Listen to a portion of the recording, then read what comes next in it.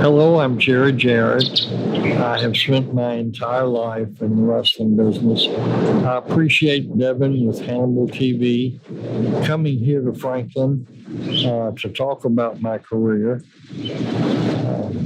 I've really spent my whole life in it. I started in the wrestling business watching my mother sell tickets at 3 years old. I've had the good fortune to work with Vince McMahon at WWE, with Erich Bischoff, and all the great talent at WCW. My son Jeff and I started TNA, and Memphis Wrestling was my own promotion, and in some ways it's become more famous since its death or demise. I'm ready if you are, Devin, and we'll begin the interview. We are with Memphis Wrestling legend, legendary wrestler and promoter, and the father of WWE Hall of Famer Jeff Jarrett, the legendary Jarrett. And to start this career interview off, I was wondering if you could tell us a little bit about your childhood. Yes. First of all, I appreciate you making the trip down here to Franklin, and I've been looking forward to this interview. My father and my mother got a divorce when I was 3 years old, and so I really have no memory of it. But my mother, Christine Jarrett, who ended up being my partner in the wrestling business when I finally got in it, pretty much filled both roles, and that of mother and father. She was a strict disciplinarian if I got out of line. But, it's a funny thing about wealth and families. I don't think children understand when they're poor, or when they're affluent, that they're affluent. I certainly have no memory of it until I got really in high school.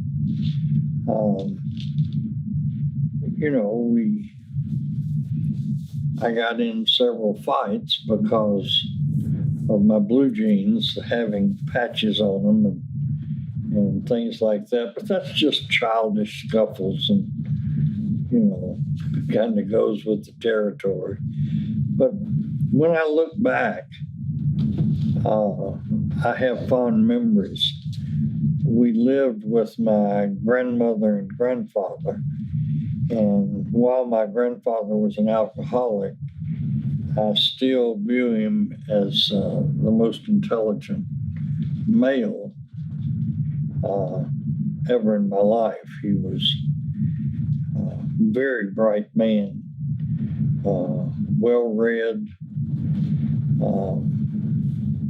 He would have me sit by the radio every evening and listen to the world news, and he would point out to me what Walter Winchell was talking about. So basically, in my childhood, I have very good memories. Were you a wrestling fan when you were young? Yes. My mother took a job selling tickets at the Hippodrome. And so she would take me and my sister to the matches, and we would, they had a little wooden Coca-Cola carton case turned upside down to elevate her stool in the window. And Carolyn and I, that's my sister, we would sit at her feet, and I have great memories of that, listening to her talking to all the wrestling fans. And then as I got older, maybe 9 or 10, Nick Gulas let me start selling the wrestling programs, and then at about 12, he let me take up tickets on the front door. That's where I met Lou Thez. I guess from that meeting on, I was really, really impressed. Because Lou had an aura about him that when he walked in, you just knew he was somebody important. And so, that memory jumps out at me. But yes, I Tex Riley and Rowdy Red Roberts, and later on, Don and Al Green and the Fargos. I was a big fan. And because my mother sold the tickets, we had West Side second row seats every week. And even when I was taking up tickets and had a kind of a responsible job, I would get to go and sit at ringside and watch the main events. So yes, wrestling has been a part of my life as far back as I can remember. At what age did you start to realize that the matches weren't legitimate wrestling contests?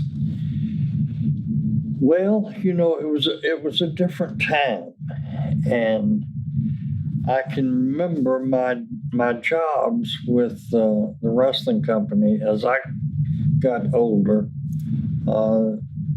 there was more responsibility to it. And during the summers when I was not in school, Nick Gulas and Roy Welch would have me go to the TAMs, the little spot shows, and bring the money back to the office. And, we'd of course get in late at night, and then the next morning I would take it in. And Rowdy Red Roberts was driving, and I dozed off asleep in the back seat. And when I woke up, I was, naturally quiet. I raised in the era of children, young people speak when spoken to. So they thought I was still asleep, or they didn't know I had awakened. And they were talking about what I found out later was called high spots and finishes. And I just was heartbroken because I said, these guys are fake. They are, it's not a real contest. And that was a heartbreak to me. So I told my mother. My mother told Nick and Roy. They went to this extreme. They sent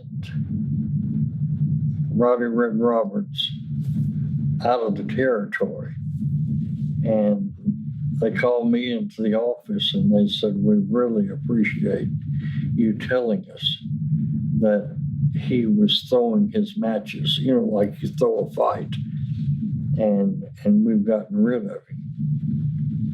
And then the second thing that happened to me, and I really don't think I was real naive or overly naive or dumb, but I just, I wanted it to be real. So when you want something, it's easy to overlook the telltale signs. They sent me to a match to get the money, and when I brought it in the next day, I think it was maybe a Saturday or anyway, they asked me how I thought, what was my opinion of the matches. And I said, "Roy, I hate to tell you this, but I think the first match, I think they faked it. I don't believe they were really wrestling." And Roy said, "No." And I said, "Yeah." I said, they would, when they would punch each other, they would miss. It was just, it was really bad. "Well, how about the other matches?" "Oh, they were great. The other matches were really good matches." Well, at what point did you actually start becoming a promoter? I understand you were only 14 or so. Yes, because of our situation with not having a man in the household, they had what's called a hardship license. So I got a driver's license when I was 14. And of course, Nick and Roy at that time said, why don't you try your hand at promoting? And so I did. And, you'd order window cards. The place now has become very famous because they did the country music cards too. It's called Hatch Show Print.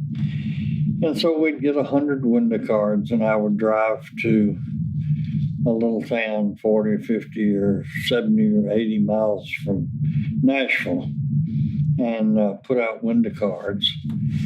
And then I learned that I could go to the newspaper and take the editor and buy him lunch and get a big write-up in the paper,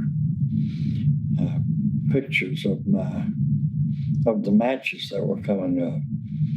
And so I did really good because the promoters that Nick and Roy had were,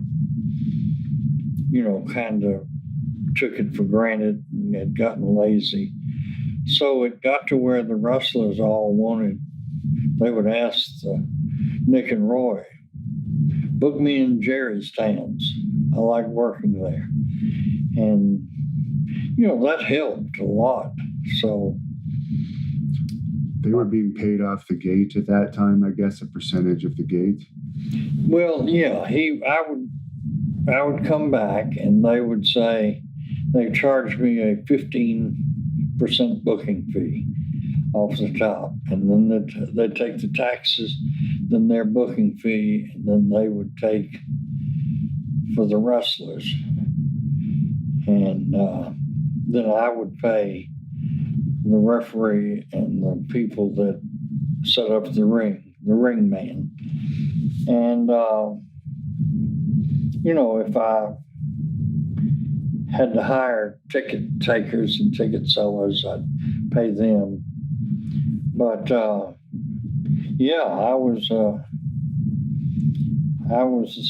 quickly became the wealthiest eighth grader in my class. So the wrestlers treated you with respect, even though you were young? Yeah, I mean, they pulled what I now know as ribs, but they wasn't bad. I mean, it was like mostly just teasing. But for the most part, wrestlers, if a young person or a new person is respectful, as you well know, the wrestlers will be respectful back. And I never was, a smart aleck to them. I really admired and looked up to them, and they knew that. For anyone that isn't familiar with Nick Gulas and Roy Welch, could you tell us a little bit about who they are? Roy is a fellow from Texas or Oklahoma or somewhere out there, and was a wrestler. And back in those days, he was considered a shooter, not one of the best, but good, as was Pat Malone and Danny Ducey and Sailor Moran. And so Roy worked out of the St. Louis office, and the St. Louis office ran Nashville on occasion, and Roy saw that the fans were really avid here. So he moved to Dyersburg, Tennessee, and started Nashville and Memphis and Chattanooga and Birmingham. Started a little territory. And he ran into Nick Gulas, who was Roy told me he was really a hustler and a hard worker. And so he brought Nick in as his front man because, Roy's the wrestler and they didn't want him to be, the promoter and the front guy to the newspaper because they really stressed kayfabe, believing in the business. And Roy, most of the wrestlers respected and loved him. Nick's arrogant sometimes and lack of respect for some of the guys, he was not near as well thought of. When did you start working as an office assistant for them? Went away from the business except in the summers. And then when I got out of college, I went to work for a bicycle manufacturing company. And I would still promote some shows, but not a lot. And one day, the chairman of the board and the president, who I really cared for at Murray, Ohio, retired and turned the business over to his son. And his son wanted his own crew and not his father's crew. So he demoted or forced retirement, whatever, on a lot of the executives. And I saw this, and as a very, very young man in my 20s, I said, I don't want this to happen to me. Bill Hunter brought me in and said, I want you to be my man. I'm going to promote you to vice president. And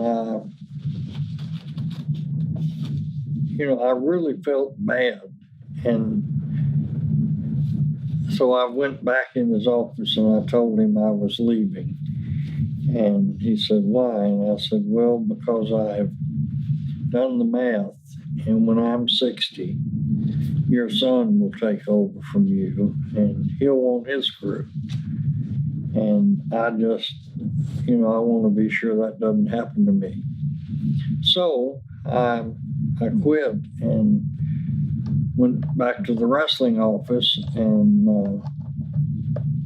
I went to have a conversation with my mother and get her advice because she went from being a ticket seller to their bookkeeper and making the deposits and paying the taxes, office work. And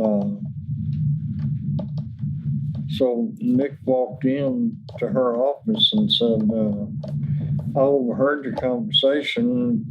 Why don't you hang around here and help us and you can go back to promoting the towns?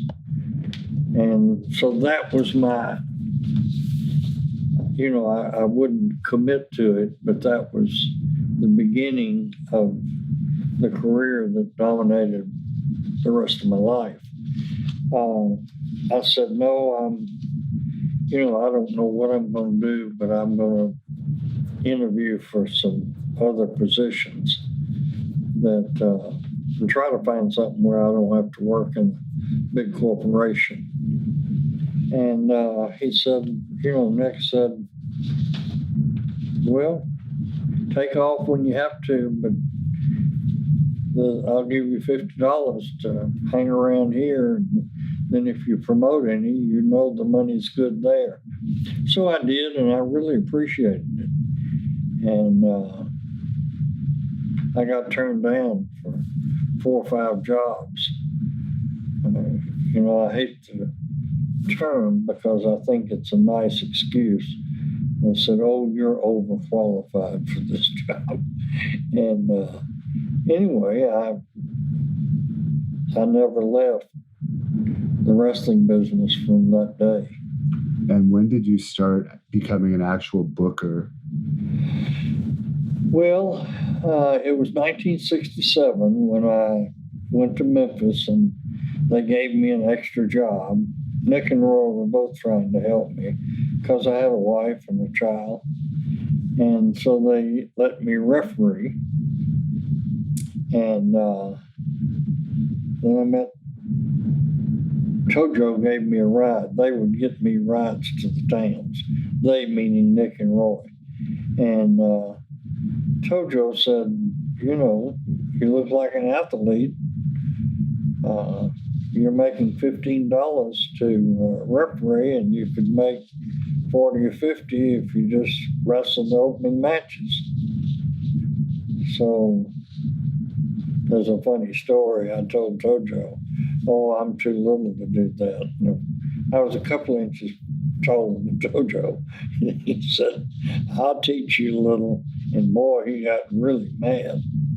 And I said, no, I didn't. I mean, you know, I'm skinny. And, but anyway, we got through that embarrassing moment, and Tojo started training me. And then my mother didn't want me to wrestle because she thought it get heat because she was the bookkeeper. So she had me work out with Sailor Moran. And until Sailor put his stamp that I could avoid getting beat up by the wrestlers that were hot at me. And they finally let me start wrestling. That was about probably, I refereed in 67 and 8, probably started wrestling in 69. Who was your favorite opponent as a wrestler? Oh, I loved Luthez. He was always nice to me and gave me way too much in the match. And Danny Hodge. I think these guys knew how much I respected their real wrestling ability. And because I had, you know, my rite of passage was through Sailor Moran, I think they respected that because they knew Sailor was about like Stu was for you guys in Canada. I mean, he was a sadist, and he would really test you. Right. And so I liked, they are my two favorites.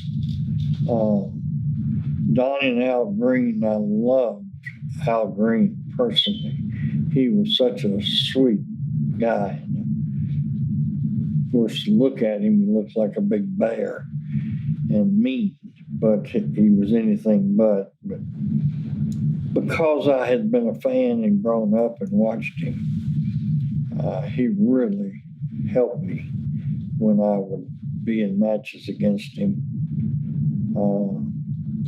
I always enjoyed working with Jerry Lawler and Jim White. With guys like Luthez and Danny Hodge wrestling in the past, were shoots more common in the ring if people didn't get along, because they rarely happen now? Oh, very rarely. I wrestled for 30 or 40 years and had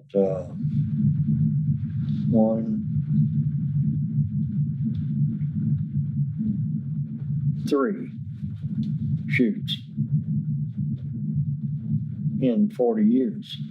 Right. I mean, it just seldom ever happened. And one of mine fights was not in the ring. It was in the hallway in Huntsville. And I never understood why, because I really liked the guy. But that was seldom ever happened.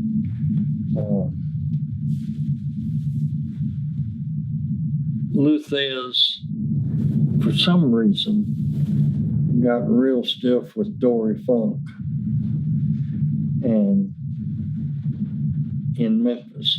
And Lou would have a thing where they'd lock up and then he'd turn his back to his opponent, lean against the ropes, and then give him an elbow. And he hit Dory so hard that his eye closed shut. And that tested our friendship. And I went to him and told him, that's uncalled for. I don't know what's going on. But Dory's a nice guy. And you have, I'm going to have to think before I bring you back, Lou. And of course, you know, a couple of years went by and he called me and said I was stupid and I don't want it to interfere with our friendship. And he came back in, and he was really responsible in great part for my success when I went to Atlanta to book for Jim Barnett. Lou came down and really, really went above and beyond to help me be successful there. Would he have been one of the highest paid wrestlers in the early days of the popularity of wrestling, like around from the 50s to the 80s? Yeah, well, all of the world champions that came in, I don't know if you're familiar, is way before your time. Whipper Watson. Oh, yeah, I used to be in Toronto all the time. Yeah,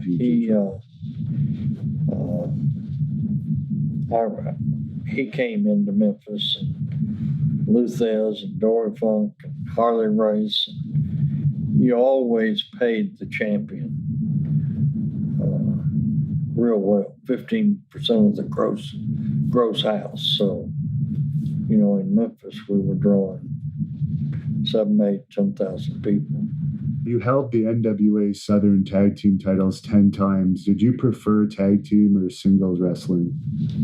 Well, I really preferred single, but because I was so small, it was very limited who I could wrestle, because my number one priority was to keep it real, make it believable. And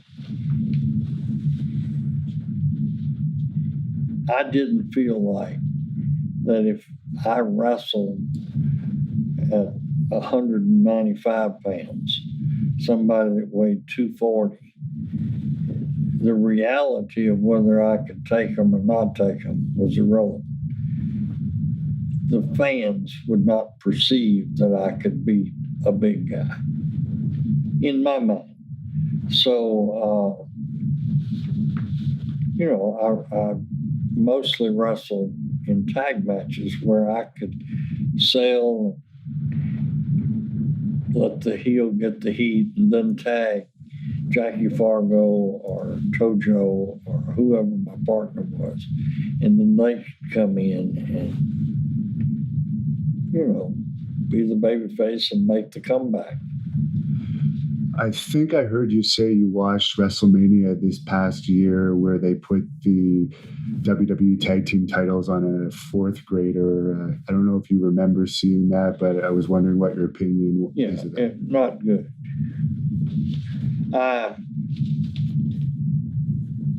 I'm glad I went because I wanted to see Jeff inducted in the Hall of Fame, and I saw a great match in Triple H and Rousey girl and Stephanie and Kurt Angle. That I thought was a great match and I enjoyed it. Some of the others I was not fond of. What led to you starting to work on your own and breaking off from Gulas and Welch?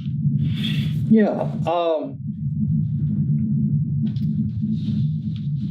I went to Atlanta, and all I owned was Evansville as far as the towns. And when I say owned the rights to promote them.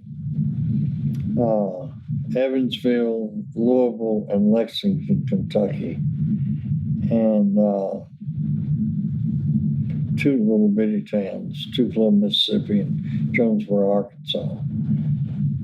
And I went to Atlanta because Barnett made me an incredible offer. He said, I'll pay you $500 a day to book. You got to remember that in the early 70s, 73, $500 was a big payday. And so I went and had, because of the Garvins and Thez and a bunch of other wrestlers that I was blessed to have, we started really drawing a lot of money, and we built Atlanta back up to where it,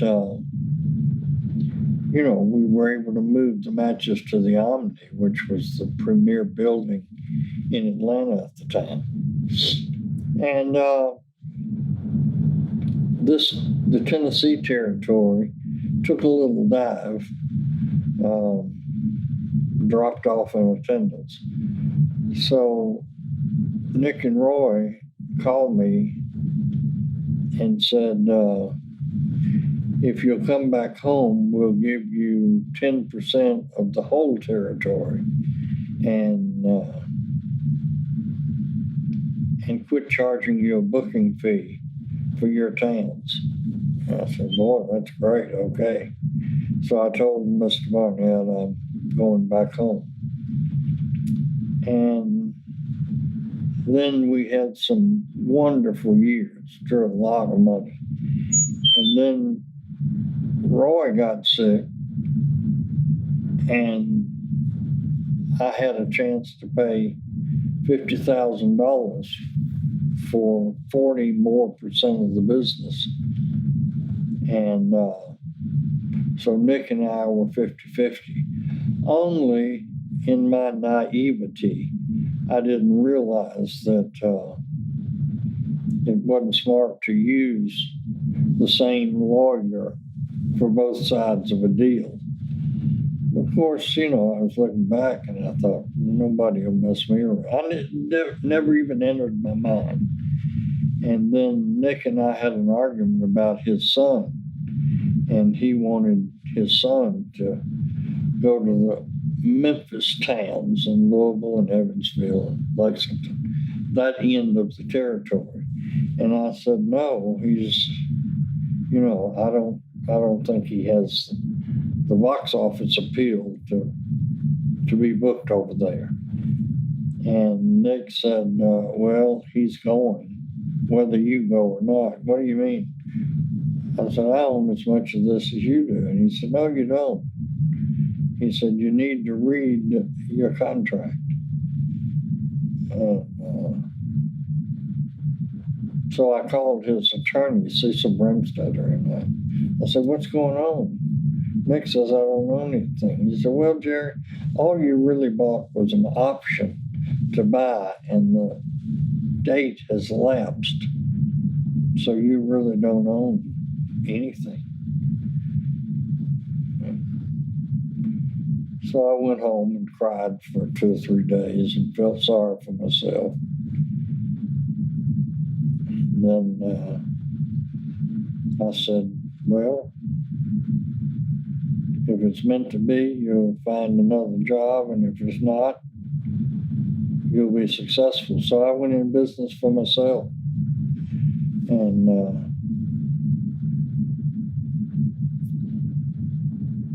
with God's grace, I survived.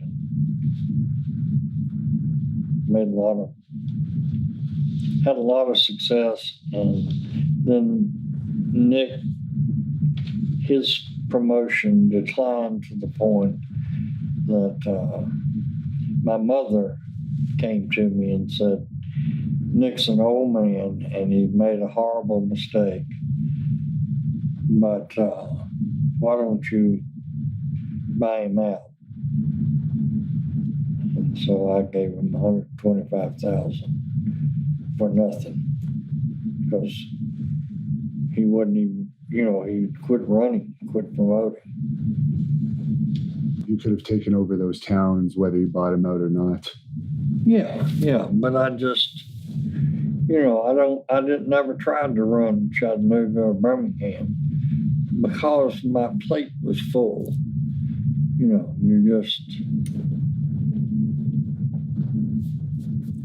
I didn't think that I thought it would dilute our drawing power to try to run everything. Now, Lawler came with you after the split happened. Could you tell us about your history with Lawler and how you discovered him? Yeah, Lawler, Jackie Fargo introduced me to Jerry Lawler as an artist. Jerry worked for him at a radio station, making banners and stuff like that.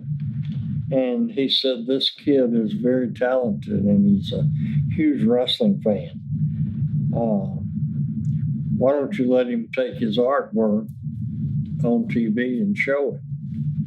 So I did, and then some period of time passed, and Fargo said, he's been wrestling over in Arkansas, and why don't you let him come to TV? And I did, and as an enhancement talent, carpenter. And he just took incredible bumps.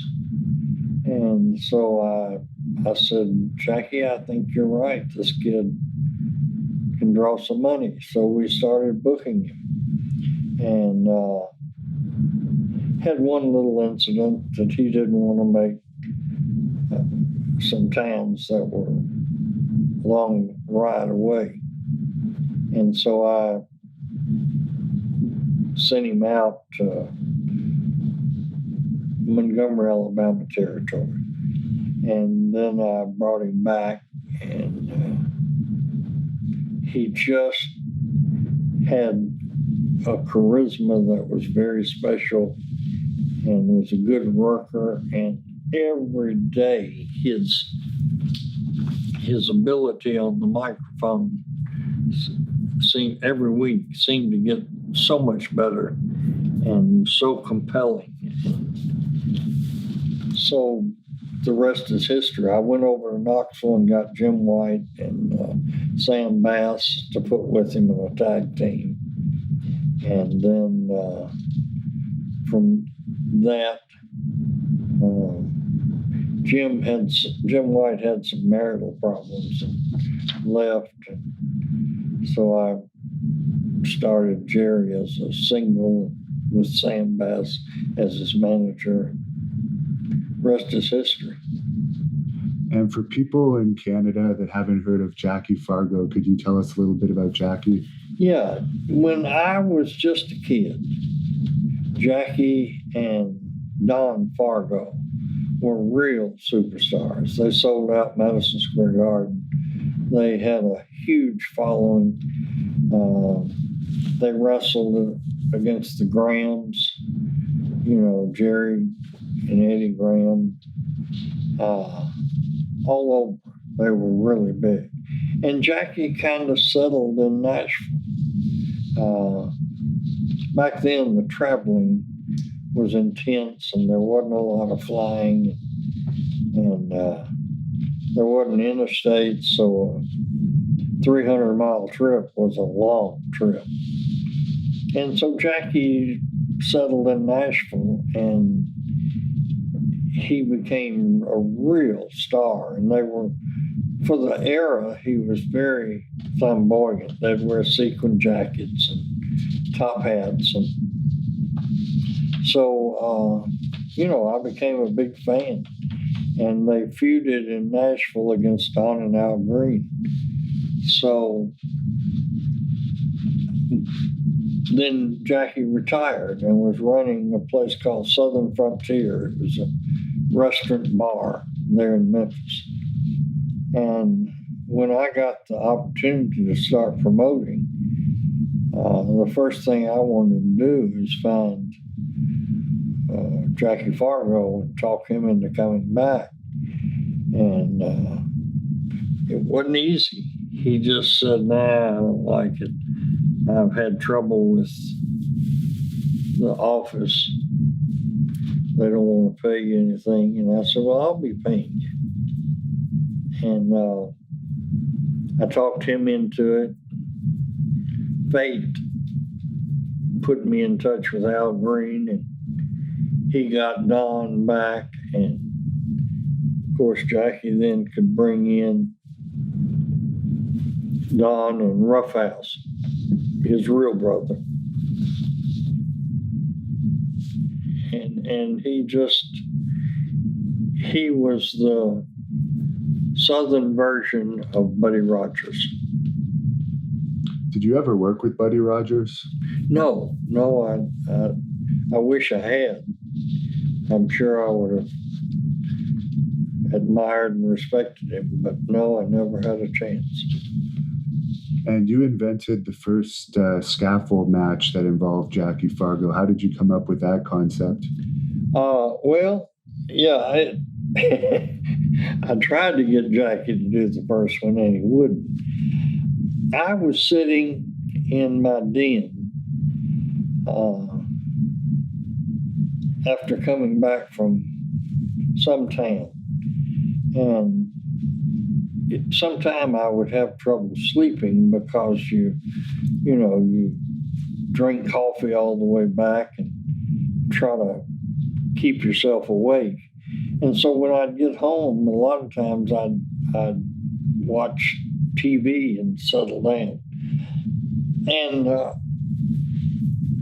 there was a lot of B movies, movies that were really terrible.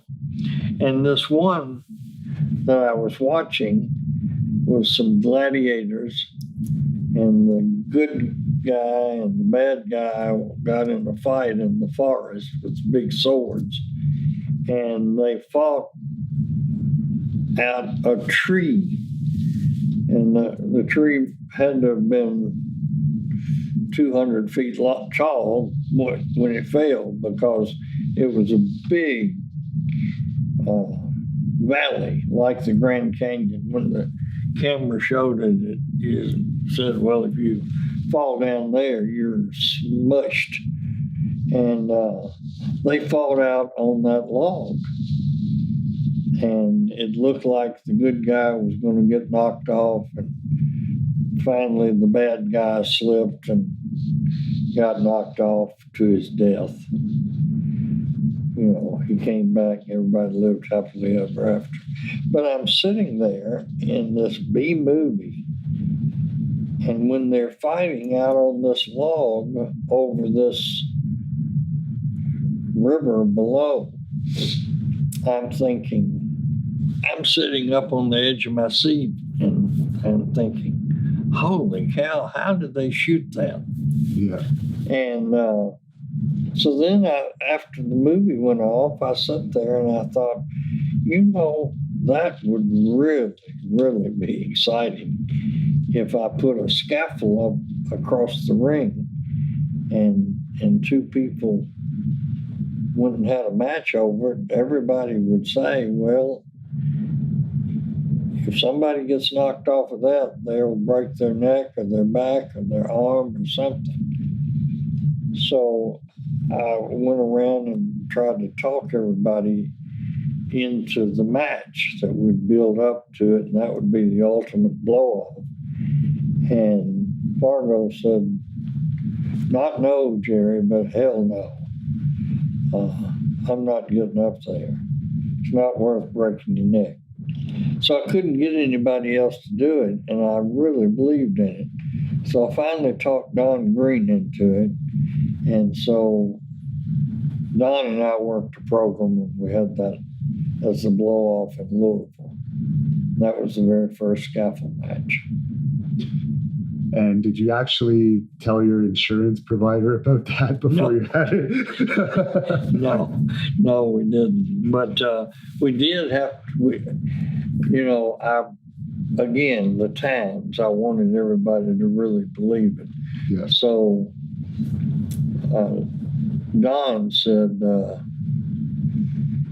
this definitely needs to be a babyface match, so I'll take the bump off. And I said, well, if you'll do this,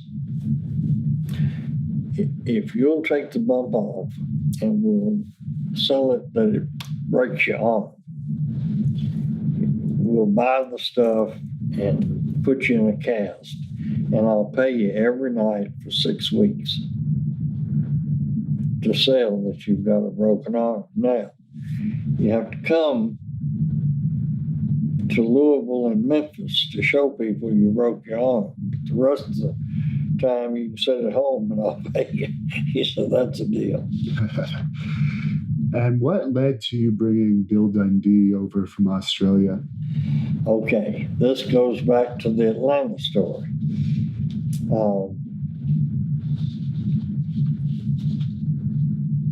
Bobby Shane was wrestling in Atlanta, and for some reason, somebody had told Bobby that you're going to get the job as the booker. So when Barnett hired me and I show up, Bobby said, what are you doing down here? I said, well, I'm going to take over.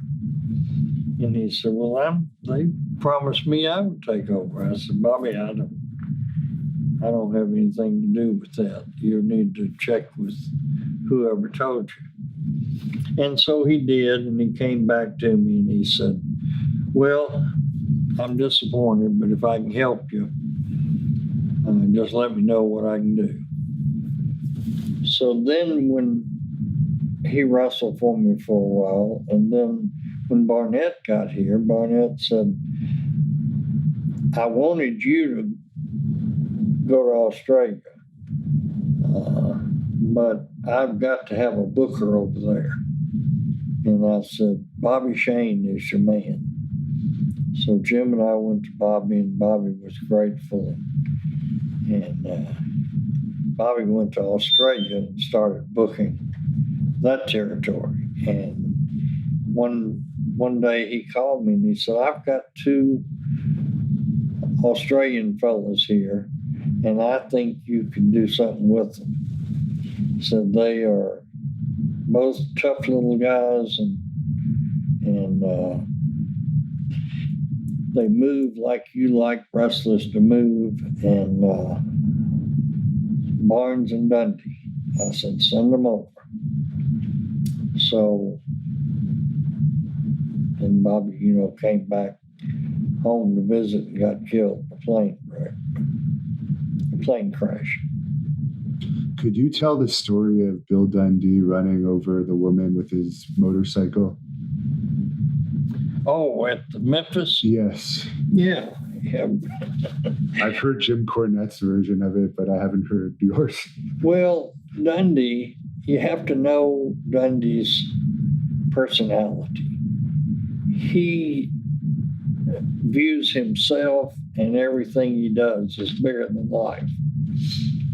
So Lawler is making all these grand entrances on a horse, on the throne. And so Bill said, I'll make an entrance on a motorcycle. Well, Dundee has a motorcycle that's bigger than he is.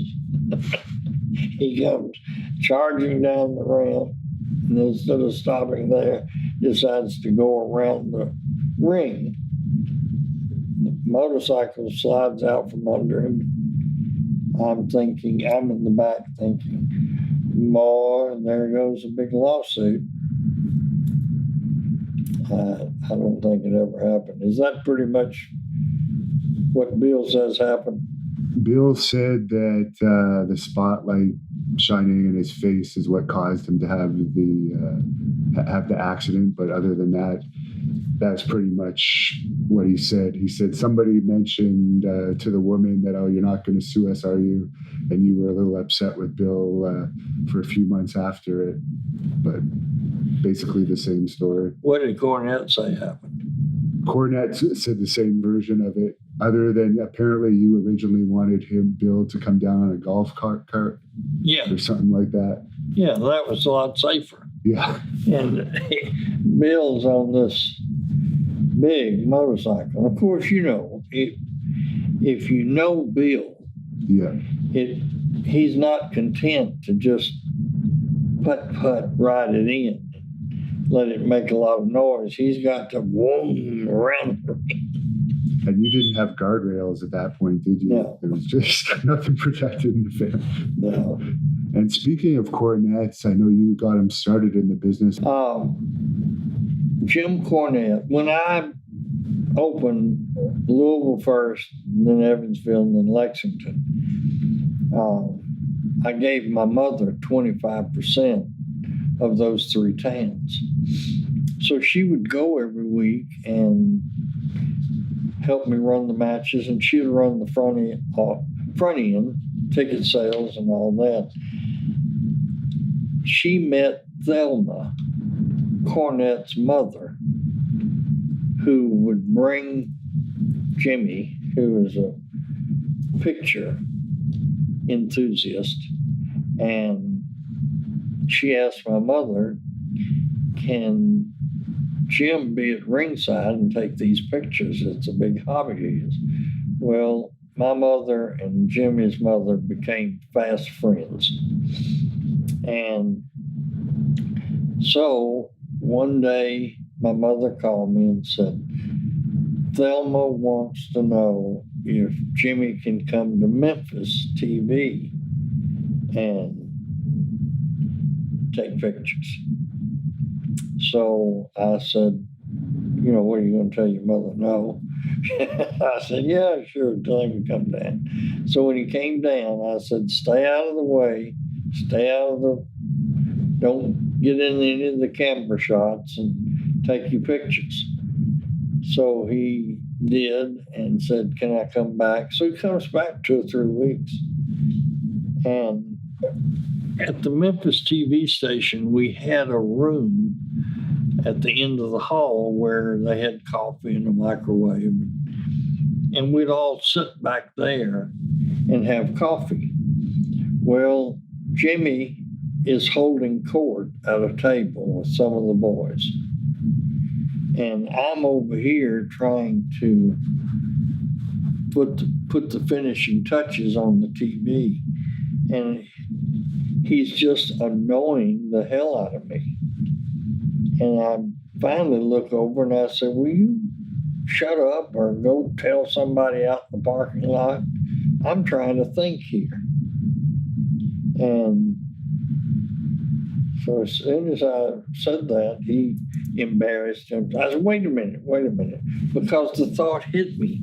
If this guy can make me mad just talking to people, I need to get him to manage. Yeah.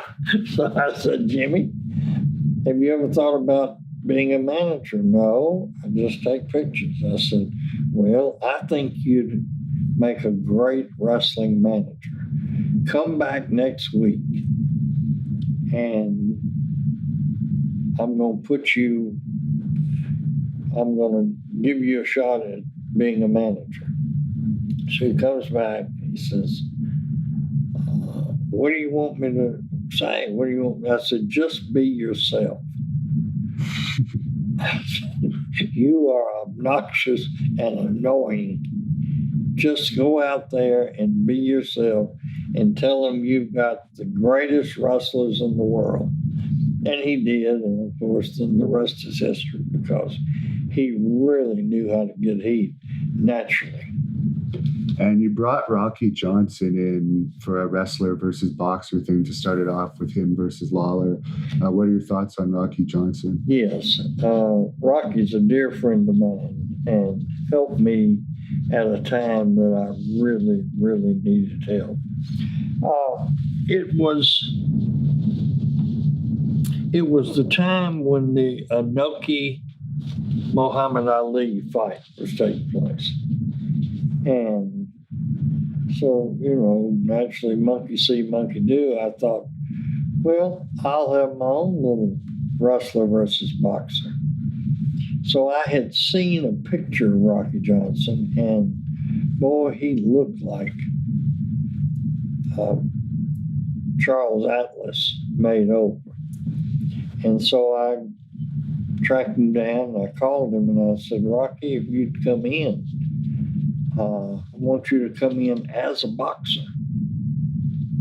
And, I told him what we would pay him, and blah, blah, blah. Anyway, he comes in and looks better than his pictures and was just one of the nicest people I'd ever met. Carried off the match, the boxing, to a T. And I said, Rocky, if you'd stay with us, I think you'll be successful. And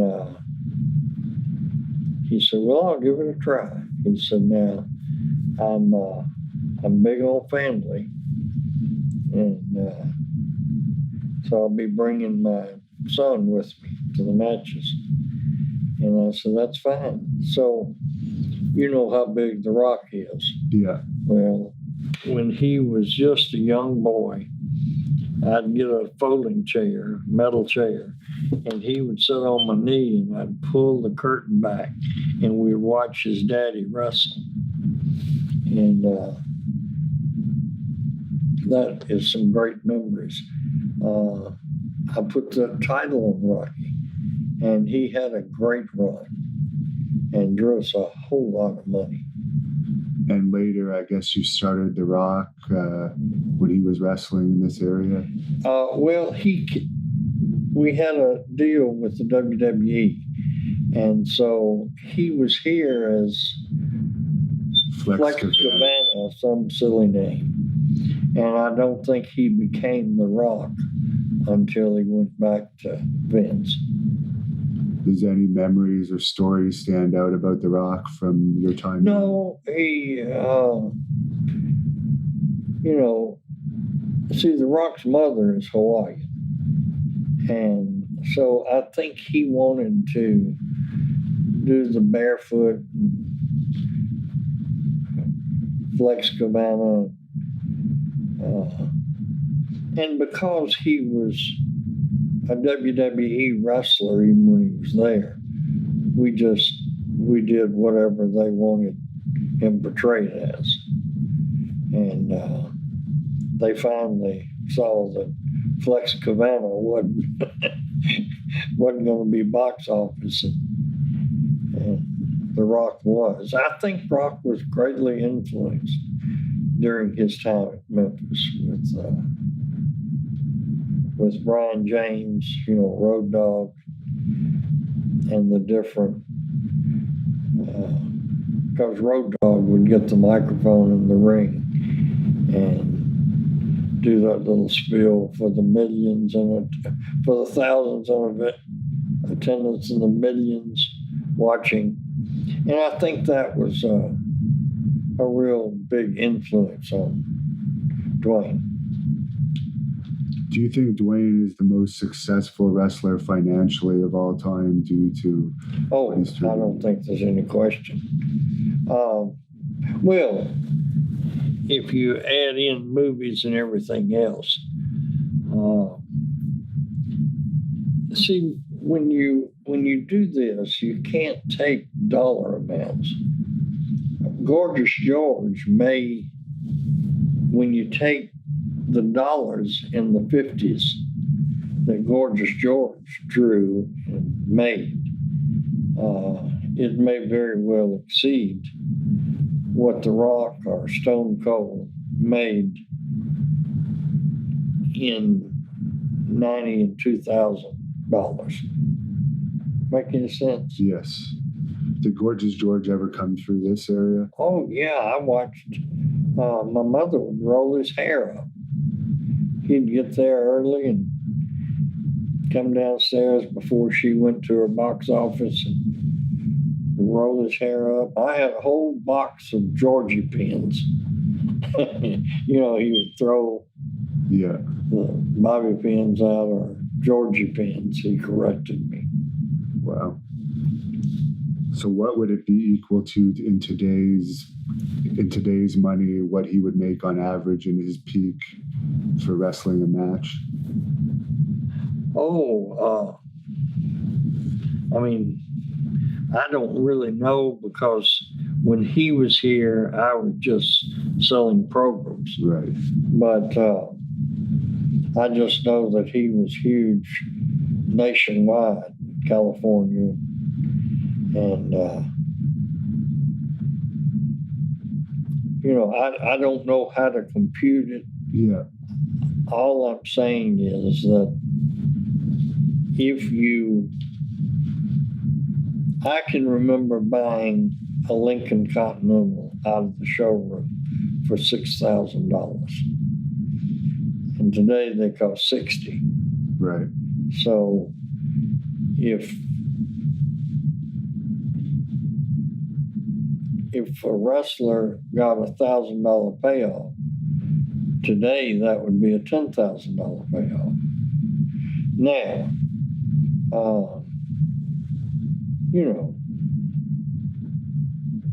when you apply that to it,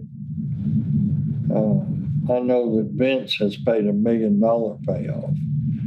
So maybe The Rock is the highest paid.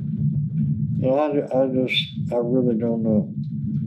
What was George's downfall? Just his alcohol problems, I guess? That, too, I don't know. I know that he had a problem, but, I can't say for sure, because it was really before my time as a promoter. And do you have any memories you could share with us about Jimmy Valiant? Oh, yeah.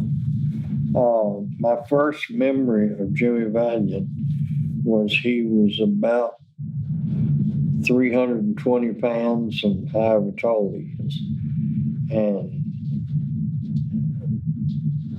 the office arranged for me to ride with him to some small town. And he had these supplements all across his dashboard. And I said, Jimmy, what is all that? He started naming. That's vitamin C, D, E. That's something else. That's something else.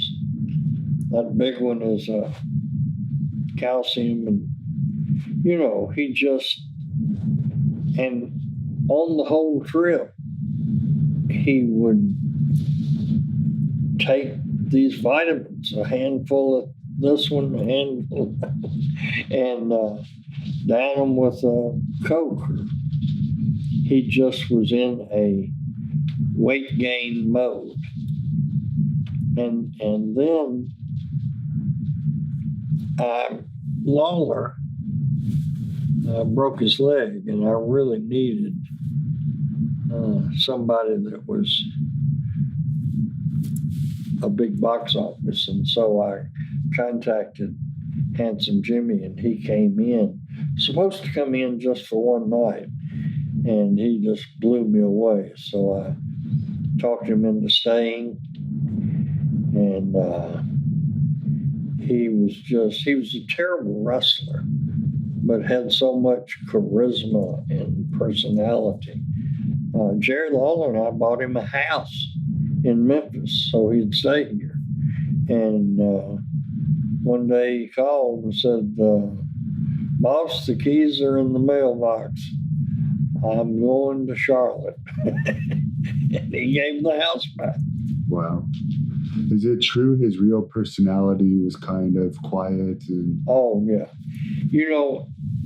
My mantra to everybody was, be yourself. God only made one of you. Don't try to be somebody else. Don't try to be Hulk Hogan. Don't try to be Sting. Just be you. Because reproductions in the wrestling business don't get over. And the only person that is the exception to that is Jimmy Valiant. when his music hits and he steps through the curtain, he truly becomes a different person. In the dressing room, he's an introvert, quiet, soft-spoken. You know, he just so humble and meek, loves everybody, and one of the really special people in the business. I had him booked against Nick Bockwinkel in Memphis. And he came to me and he said, "Boss, I don't know how to wrestle." And I said, well, okay, just pretend you're in this high school and in a street fight. Boss, never been in a fight. I said, now I'm going all the way back to elementary school. You've never been in a fight? Nope, never been in a fight. And boy, he proved it in that match. It was the stinker of all stinkers in the ring. It was terrible. And after the match was over, he threw a chair in the ring and proceeded to have a match with the chair. Elbow drops and slam. I mean, it was entertaining as can be. But he just is that one exception to a total personality change. Wow. Now, what about Wayne Ferris? He started with you too. Any thoughts on him? Yeah, Wayne is a cousin to Jerry Lawler. I think the first time I really realized how good he was the concession stand brawl in Tupelo, Mississippi. And to this day, it's the most real fight I ever witnessed. And Wayne was part of that.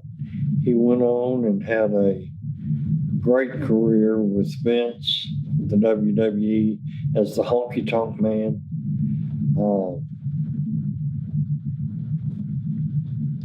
Good interview. He was special talent. Bill Dundee thinks that Vince may have had the Honky Tonk Man idea from Bill's gimmick. Do you think there's any truth to that? Well, the only similarity is Bill was the first wrestler that I was aware of that copied the Elvis Presley jumpsuit. And maybe not. But other than that, Bill never had the guitar. Bill wore jumpsuits, but that's about the end of the similarity. And did Lawler ever confide in you what the issue was between him and Wayne? Because over the years, there seems to have been some bad blood. I talked to him about it, but he really didn't know. He speculated that, you have family reunions, and Lawler was a big star first, and Lawler has surmised that it started with some family jealousy, but it never manifested itself in my promotion. But the people all knew that I had the belief that our obligation to the fans exceeded any personal bickering, so it was never an issue. Could you tell us what the NWA conventions were like when you were part of the NWA, the yearly meetings?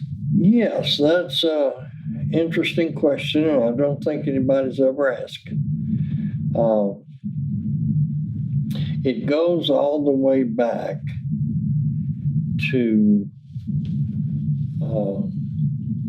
the government issued a consent decree.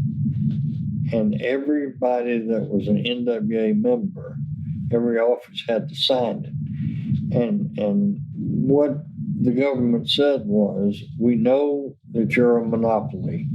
We know that you are a syndicate. But you've got to, by signing this document, you're swearing that you will cease being a monopoly and cease being a syndicate.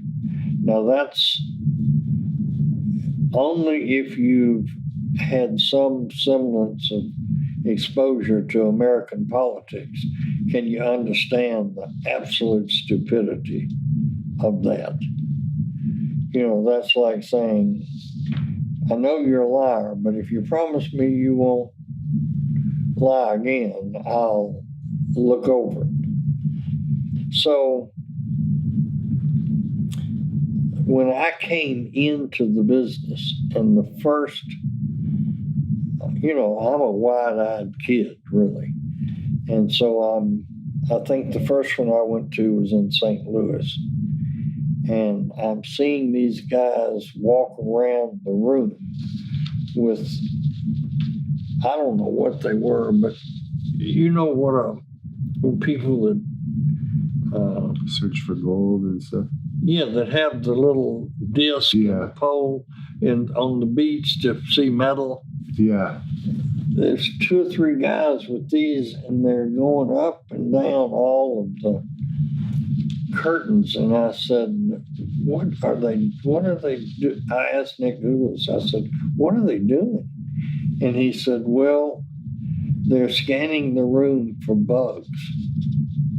Who is going to bug a wrestling? The government.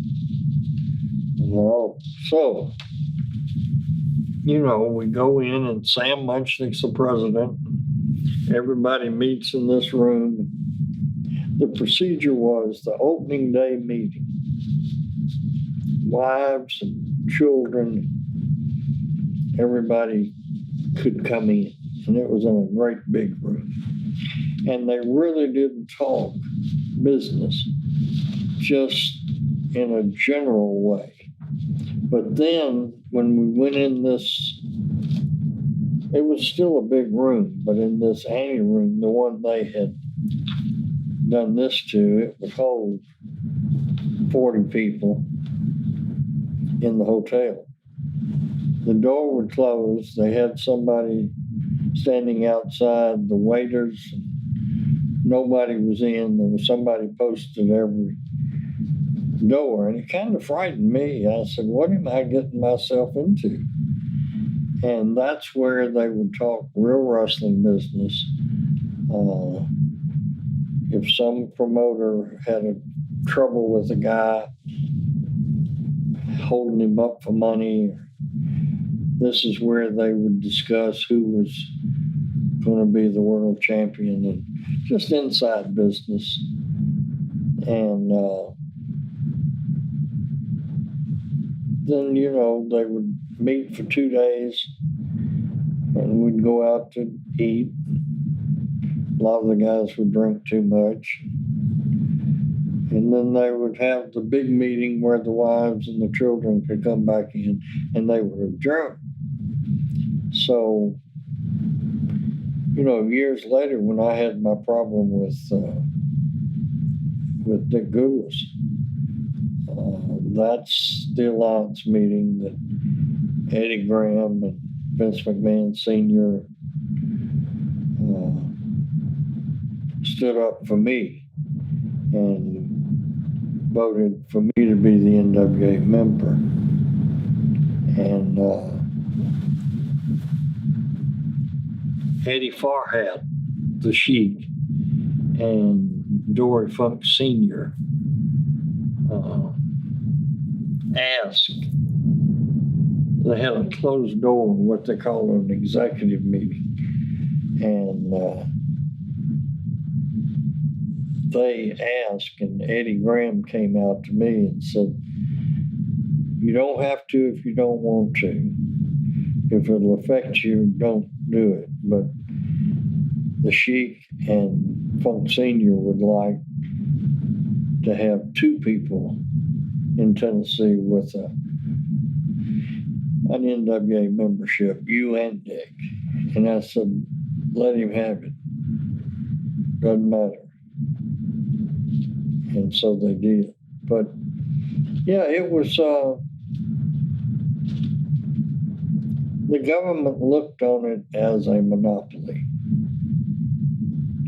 and looked on all of us as whatever the definition of syndicate is. And how did you get along with Ed Fairhat, the Sheik? Fine. Yeah. Yeah, I liked him. And I think he liked me. He worked for me every time I'd call him to come to Memphis. Well, he had a territory. Okay.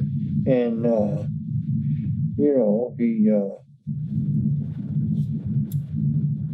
he could only come in for a week at the time. I think he worked Nashville for us once and Memphis 2 or 3 times. But he, yeah, even after, and see, I understand because he came to me at that convention and he said, Jerry, it's not that I think Nick should have had the membership and you not. It's just that he had been here forever. Right. And I didn't. And I said, Eddie, you do not have to explain it at all. It's fine with me. And you were always close with Vince McMahon Sr., right? Yes, yeah, real close. And he helped you out at that particular convention, and then from there on. He got up and made a speech in my behalf. What are the main differences between senior and junior for those that don't know? Senior had a real affinity for the promoters, and he would have never gone against them like Junior did. And when he talked to me about it, he said, you know, if he succeeds, so be it. If he fails, he's going to really need a friend because everybody will hate him. And, you know, he succeeded. But what happened, the NWA promoters all got old and rich and lazy. And there was one period of time that Vince Jr. could have had competition, and that's when Eddie Einhorn got a bunch of promoters together. And Bill Watts, who really didn't have a history in the business going back like I did, growing up in it, and Jim Crockett Jr. did have a long history because of his dad. So maybe the history doesn't have it. But when they bolted and said, we're going to go national ourselves, and when they broke away from this joint effort, it was that paved the way for Vince. And you know, Vince knew that. He called Eddie Einhorn and he said, Eddie, you are wasting your time. You need to go back and play baseball. The people that are in that room couldn't have an agreement on what kind of pizza to order. And Eddie Einhorn came back to the room and said, let's prove him wrong. But Vince was right on the money. He knew that the egos. Jim Crockett Jr. really thought he could take over the world from Atlanta. And,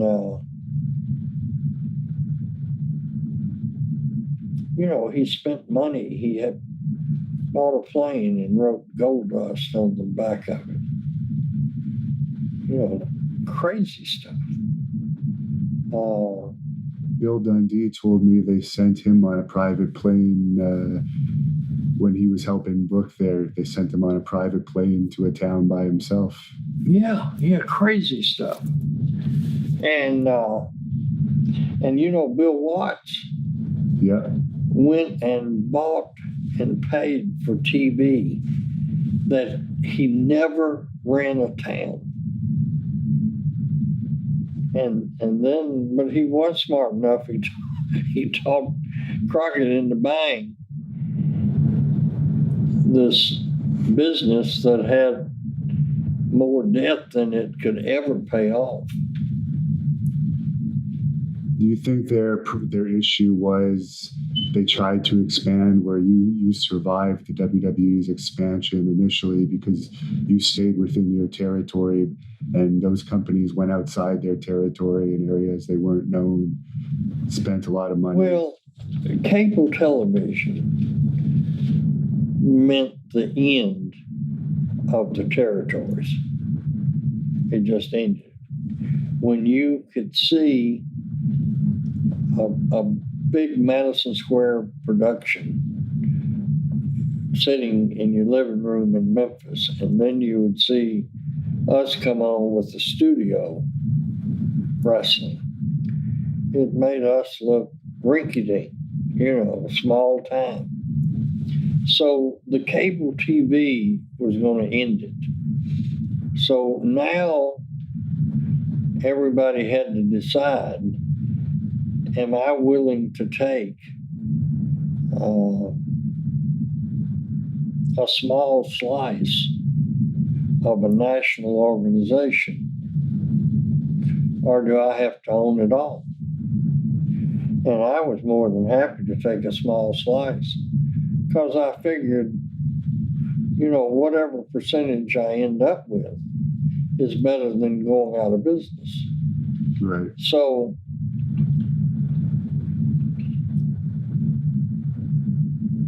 I think Watts was not, I know he wasn't willing to take a small slice.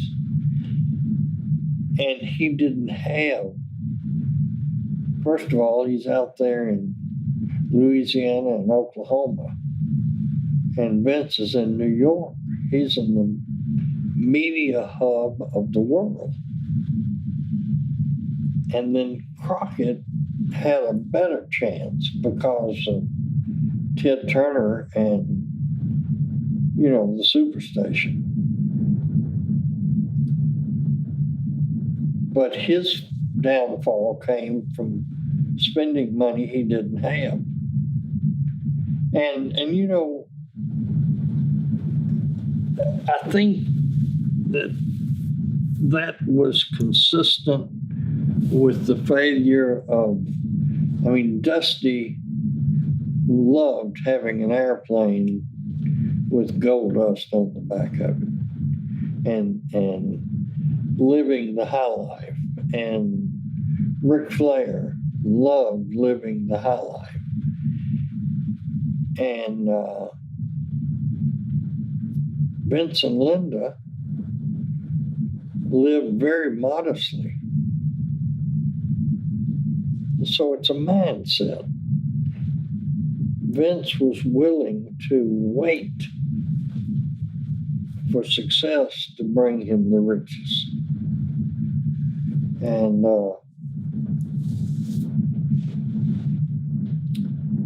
I just think that the egos did not allow for anybody to work together. And if Jim Crockett Jr. had have had somebody fiscally responsible that was actually running the business, he might have succeeded. Now, going back a bit, you started off Hulk Hogan in a way. He worked one of his first territories here. Could you talk about hearing about him and bringing him to me? Yeah. Louis Gillette was a booker down in Florida. And Louis called me and said, Jerry, I've got this kid down here that is big and looks like Charles Atlas, but he can't wrestle. But I think if you would spend some time with him, you could turn him into a talent. So I told Louis, send him up. And when he got there, when he arrived at my house, I thought, holy cow. Louis didn't describe this guy. I mean, he was the most impressive person I'd ever seen. So we did that. I called my production people, and we did that first video where we started at his feet, panned the camera up, had him pose. And he just, there's a funny thing about a wrestler, and you've probably experienced this. Most people, when they start out in the business, are pretending to be a wrestler. And then something snaps in their head, and they go, I am a wrestler. Hogan, that didn't snap in his head until he left here. Here, he was pretending to be a wrestler. And of course, he was learning. I think he might have been, when Vince Sr. when I sent him from here up there, it hadn't snapped yet. And I think that's what Sr. noticed. He don't really think of himself as a wrestler. I think it happened when he was overworking for Vern Gagne. I think it dawned on him, I am a wrestler. And when he came here, he was known as Terry Boulder, and I think you gave him the name the Hulk. Is that true? Yes. His real name was Terry Belay. And he introduced himself as Terry Boulder. And then when we did that interview, I said, I think we're going to call you the Hulk. And he said, well, I don't want to get in trouble with the comic book character. And I said, no, as long as you don't call yourself the Incredible Hulk. Hulk is a descriptive adjective. He said, oh, okay. So we just called him the Hulk. And I've heard you say this isn't true, but the way he tells it in his book is you saw him on TV with Lou Ferrigno, who was the real Hulk, and you thought he looked bigger than the Hulk. No, that didn't happen. He also said he sweated through 25 belts a month. That he sweated so much that he would sweat through the leather of the WWE belts, and they'd have to replace it 25 times in a month. Well, now that may be true. I don't know what his condition was. Yeah. But my wife, when he was sitting there at the table, she ran up and got burgers, Big Mac or whatever, and he was eating 4 hamburgers and 4 fries, 2 or 3 Cokes. And he was wet. This is before he got ready for the shoot. And my wife went and brought him a towel. And then after it was all over and they left, she said, I've never seen anybody sweat like that. The chair he was sitting in was wet. I don't know what that condition is. I don't know if it's steroids causes you to sweat or nerves, or I don't know what it was. But yeah, he sweated a lot. Are you happy that WWE has put him back in the Hall of Fame now after all the controversy that he had over the past few years? Well, I think that controversy was tragic, and yes, I think it would be hard for us to have a true representative of the wrestling business without Hulk being included, because, you know, he's the nearest thing to replacing Gorgeous George that there's ever been. Now, that's not to say that Stone Cold Steve Austin and Rocky Johnson, The Rock, Dwayne Johnson, are not right up there with them. But he was the first. And he had a longer career than the other two. Hopefully, he's finally ended his career and he's not going to come back, in my opinion. But you never know. Yeah. Yeah. You never know. Now, the Ultimate Warrior also started here with Sting. Could you tell us about bringing them in as the Blade Runner? Yeah, I opened my mail one morning, and here's a picture of 4 bodybuilders. And they call themselves, I don't know, the Blade Runners or something. And they said, we'd like to break into the business. So I picked up the phone and called them, and I said, I don't have room for 4 of you, but why don't 2 of you come in and I will, then later I can bring the other 2. So anyway, that picture I showed you, that house in Hendersonville had a big ballroom in it. Yeah. And so I said, well, okay, y'all come in here and lock up with me. Boy, they were terrible. But had a great attitude and said, we know we're in learning, we appreciate the opportunity. And so we nursed, mated him along, and gave him a start in the business. Sting and I have continued to be friends through the year.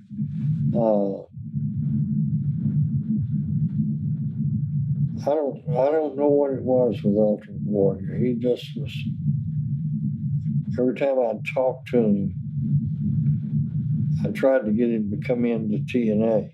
Well, I talked to him about coming in, but he seemed to be operating on a different planet, and I never could make sense of it. So I just said, thank you, but no thanks. So I guess your discussions with him about coming to TNA would have been the last contact you had with him before you Yes. passed. Are you surprised that he passed away so young, considering the supplements I guess he was taking? No, not really.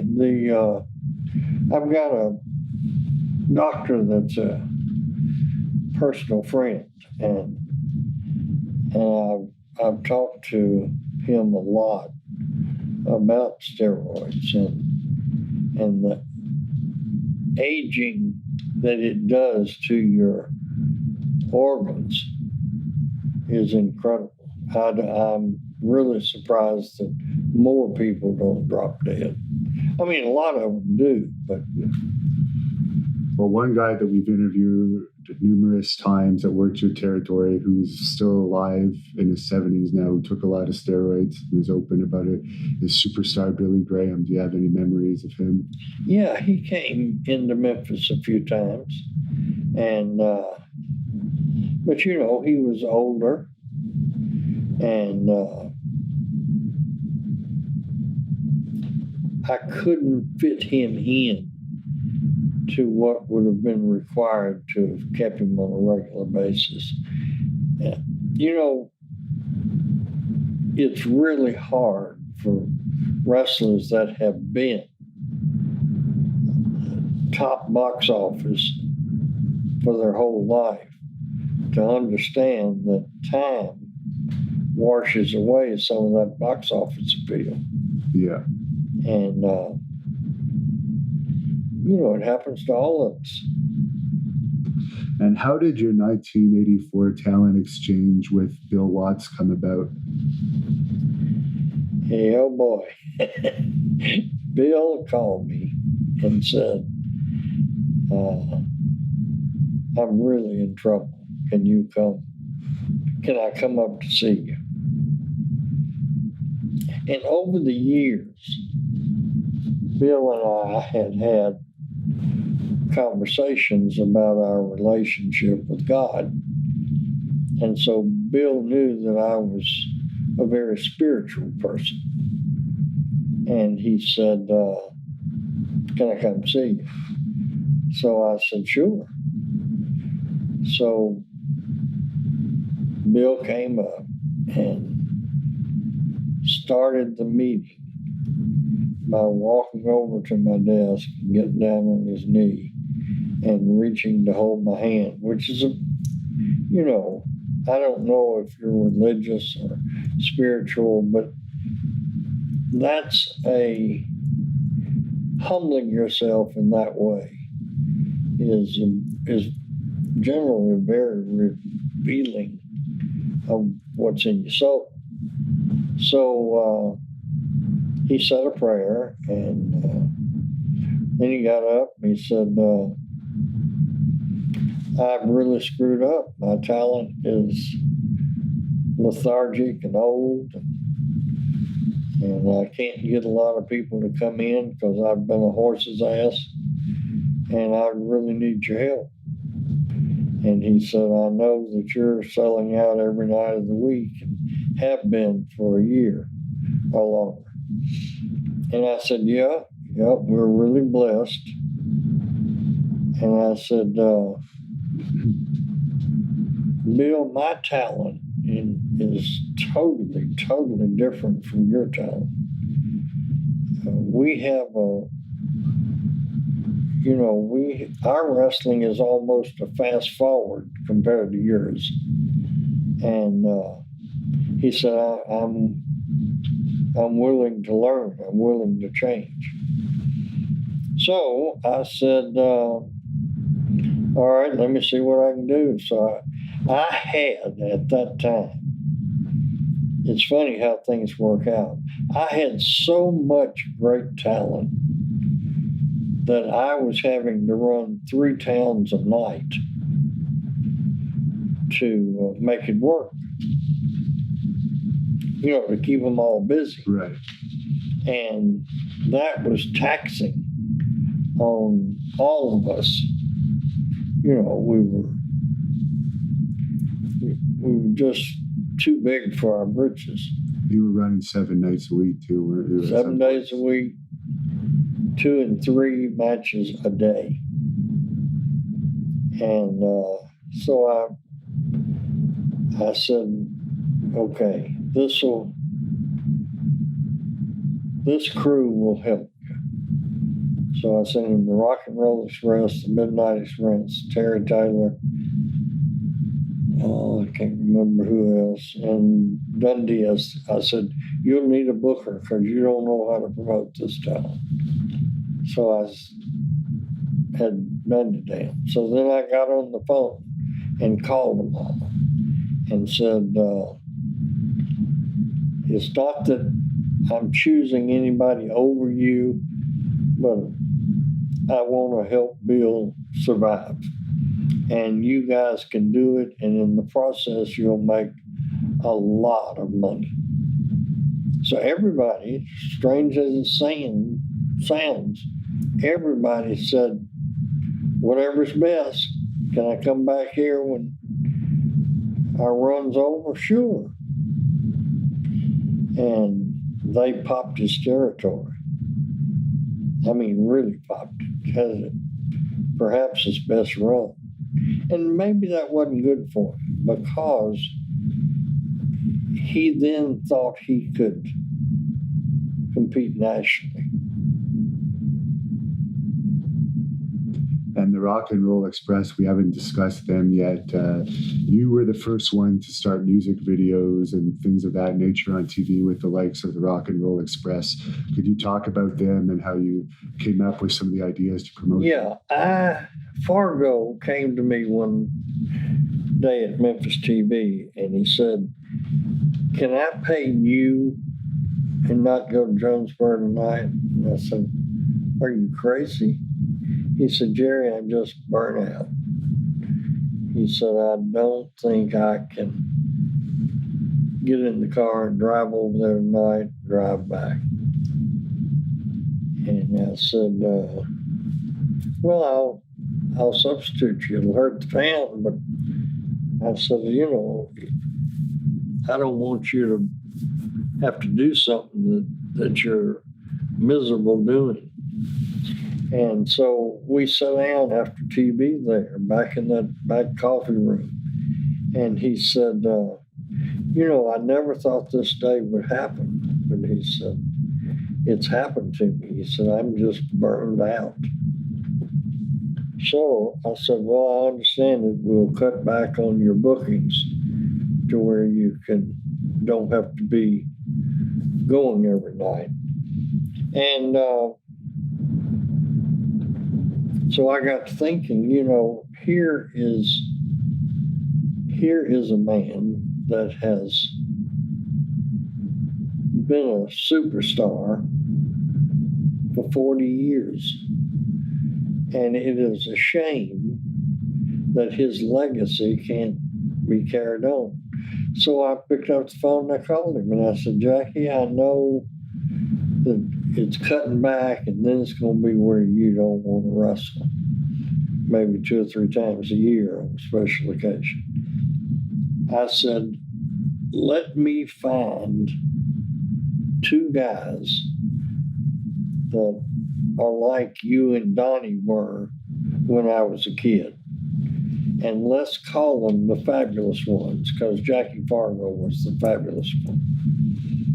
And you endorse them. And as a matter of fact, when I find who I think will fit the bill, you can thumbs up or thumbs down." And so he said, "That's a good idea." I said, "Well, give me a little time." So I started out with Steve Kern, because I really like Steve, and Terry Taylor. But then when I got my photographer and I took pictures of them, and I went and bought these sequin outfits and top hats like Fargo and Donnie. And Terry Taylor had a real baby face. And I thought, when you add the sequins and the bow ties and all that, the guys might not like them because they're too cute. Yeah. Look like movie stars. So I said, I've got to do something different. Stan Lane had what's called a 5 o'clock shadow, where he would shave every 2 or 3 days, but not all the way. A razor that just leaves the outline. So I said, I got Stan over there, and I asked Steve, I said, "Don't shave next week, and let's see if we can tone down y'all's good looks."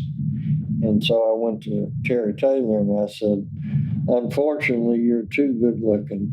I'll push you as a single, but I don't want the fabs to come across as sissies."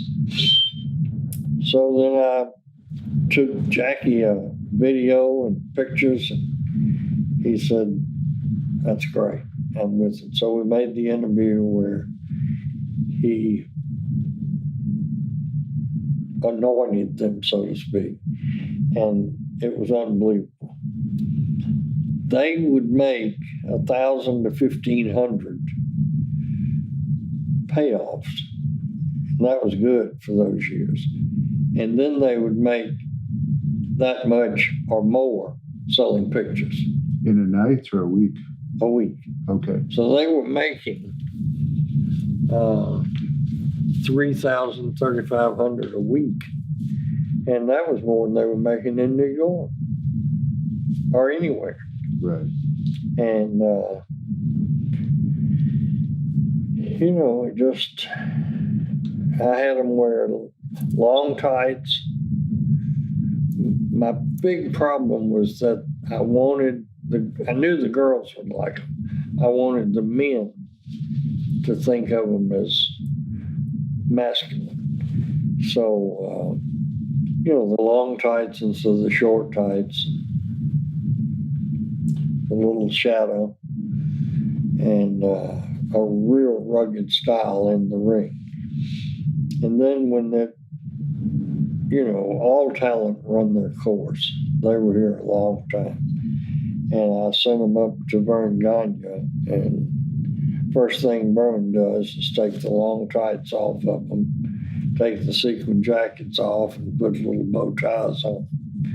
And they bombed. Because it was a real fine balance. Why do you think Steve Keirn never really got over in WWE with any of the gimmicks they gave him there? You know, I don't know. He did that gator gimmick. Yeah, then he was one of the doinks, I guess, for a while. Huh. I think he was one of the clowns, I think, for a while too. Yeah. I really don't know. You know, the wrestling business, as you know from your background, there is a dance between the promoter or the writer and the talent. And if either one of them are out of step, it don't work. So the balance, the greatest example of that is Vince McMahon and Steve Austin. They would have never been if they hadn't been together and against each other. Wouldn't have worked under any other circumstance. And as you know, it didn't for Steve. You know, he was just mediocre in here and then mediocre in Atlanta. Then when he got to New York and became everyman with Vince McMahon, he set the wrestling world on fire. So when you worked with Steve, did you have any thoughts on what his potential would be? No, because see, Steve broke in. Chris Adams and I had a wrestling school in Dallas because I went out to promote that when the Von Erichs were ready to file for bankruptcy.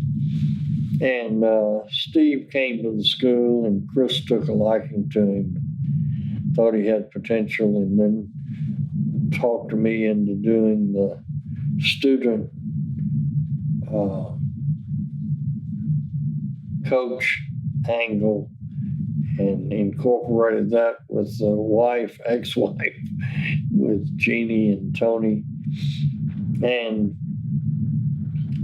that clicked because of the story. But then Steve came here and he was, you know, just another wrestler. He was green and never really got over with the fans. And then he went to Atlanta, and boy, it was magic when he went to New York. And how did you end up having a relationship with the AWA where you were promoting their champion instead of the NWA champion now and exchanging some talent? Well, you know, I'd met Vern through the National Wrestling Alliance. And the way that worked, we were all members. Vern Gagne and Vince Sr. were at every alliance meeting and were every bit as much of a member as me or anybody else. But because of the government, we wanted to show that there was the WWF and the AWA and the NWA. There was 3 promotions in America. And, but I'd gotten to know Vern, and I was a great respecter of his amateur background too. And back in those days, everybody kind of knew the people that really respected wrestling and those that were just all wrestlers, put them in a sack. Nick thought that. The Sheik kind of thought that.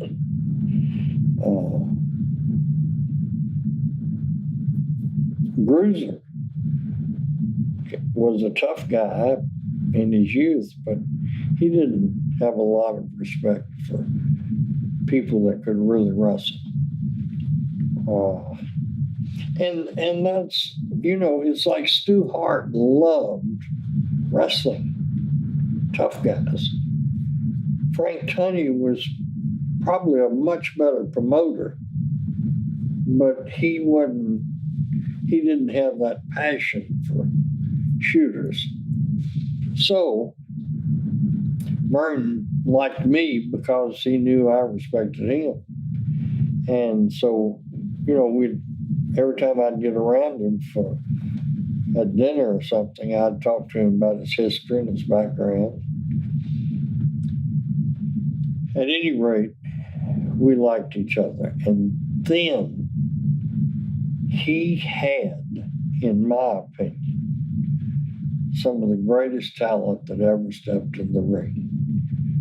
Nick Bockwinkel was right up there at the top as far as I was concerned. Kurt Hennig was a fabulous wrestler and funny, and we really liked each other. And the Road Warriors loved coming to Memphis, and they liked me. So it was kind of a natural thing that when Vern called and said, can you send me somebody that can teach me these music videos? I sent him Mike Shields, who was my first video man.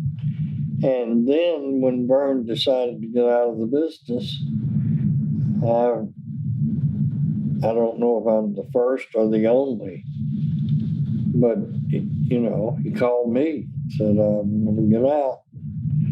I flew up to Minneapolis with a cashier's check the bank had loaned me for $3 million. I thought we had a deal. And it fell apart at the last minute because of Greg, because I wouldn't commit to him that I'd use Greg as my booker. And I told Greg, I said, Greg, your daddy wouldn't be selling if you were a great booker. Why do you expect me to pay $3 million and turn the business over to you? You've got the business now. So the deal fell apart. That's very interesting. I didn't know you were going to buy it at one point. Yeah. And you just mentioned it briefly a few minutes ago, but could you talk about your merger with World Class Championship Wrestling? Yeah. I had met Kerry through the wrestling business and really admired him. He was a great, great wrestler. Looked like $1 million. And what was amazing to me is he had that motorcycle accident and he really just had about a half a foot and had a boot that filled in what was missing, and how Kerry could be the wrestler he was You know, if that had been me, I'd have been hobbling around on crutches the rest of my life. He was just superhuman. And so I really liked him too. And so when he called me and he said, Jerry, we've pissed Dad off and he's not going to help us anymore. And we've run out of money and we're going to close up out here. I said, well, that's a shame. I hate to hear that. And he said, well, I'm just wondering if you'd want to come out and take a look. Before we get the lawyer and file for bankruptcy, why don't you come see if there's any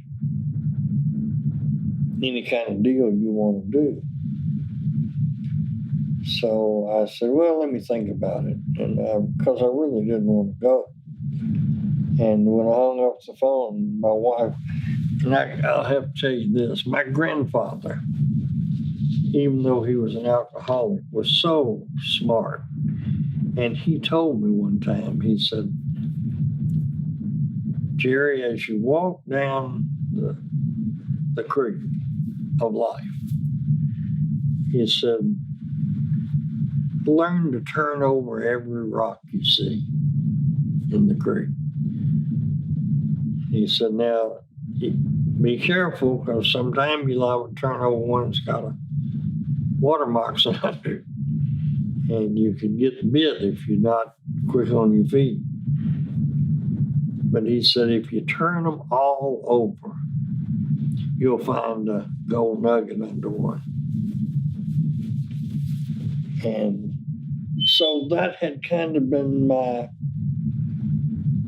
mantra in life, you know, at least look at every opportunity. So when I hung up the phone from talking to Kerry, my wife, Deborah, said, you gonna go look? And I said, nah. She said, well, that might be that gold nugget. And so I said, oh, okay. That's the old do as I say and not as I do. So I went and I looked at it, and it was a real opportunity. They were so broke that what really wasn't a huge investment for a promotion. They owed Channel 10, the TV station, $50,000. They owed the Sportatorium guy $20,000. And miscellaneous bills, you know, garbage collection, city taxes, business taxes, a total of about $130,000. So I said, well, I don't want to risk all of it. So I called Tommy Watson at Redman, Pinkerton Tobacco Company. And I said, Tommy, you're sponsoring my matches in Nashville, Memphis. How would you like to be able to advertise and give away samples in Dallas? And he said, how much is it going to cost me? And I said, $60,000. He said, the check's on the way. And so now it's a doable deal because I'm 70 from me and 60 from Pinkerton. So we, Erich Emery, Chris Adams, Percy Pringle, they were all out there. Erich was so down on his luck, he was living at the Sportatorium. And none of them had cars because they'd stuck with the Von Erichs. No money, you know, they hadn't gotten paid. So I had a meeting with them, and I said, all right, I'll take 51%, and I'll give Kerry and Kevin 49%. And but I'm boss. So I drew up. I got an attorney to draw up a little contract, and then Fritz called and said, "I want to meet with you before you do this deal." So we went out to Fritz's house, and Fritz says, we're sitting in the kitchen. Fritz's wife is at the sink. And I can't believe how Fritz is talking. He said, let me tell you something. He said, these two boys are both drug heads. They will not keep their word. They're not dependable. And I want you to know that you are doing business with them and not me. Further, I want you to know that my advice is that you get your butt on an airplane and go back to Tennessee, because these two guys are hopeless. Now, that's their daddy with their mother standing at the sink. So can you imagine the dysfunction in that family? I mean, it's pitiful. So I said, okay. And I told outside when I was getting in my car, I said, you boys, I'll meet you back at the sportatorium in the morning at 9 o'clock. And they did. And I told them, I said, Fritz, in no uncertain terms, isn't a part of this.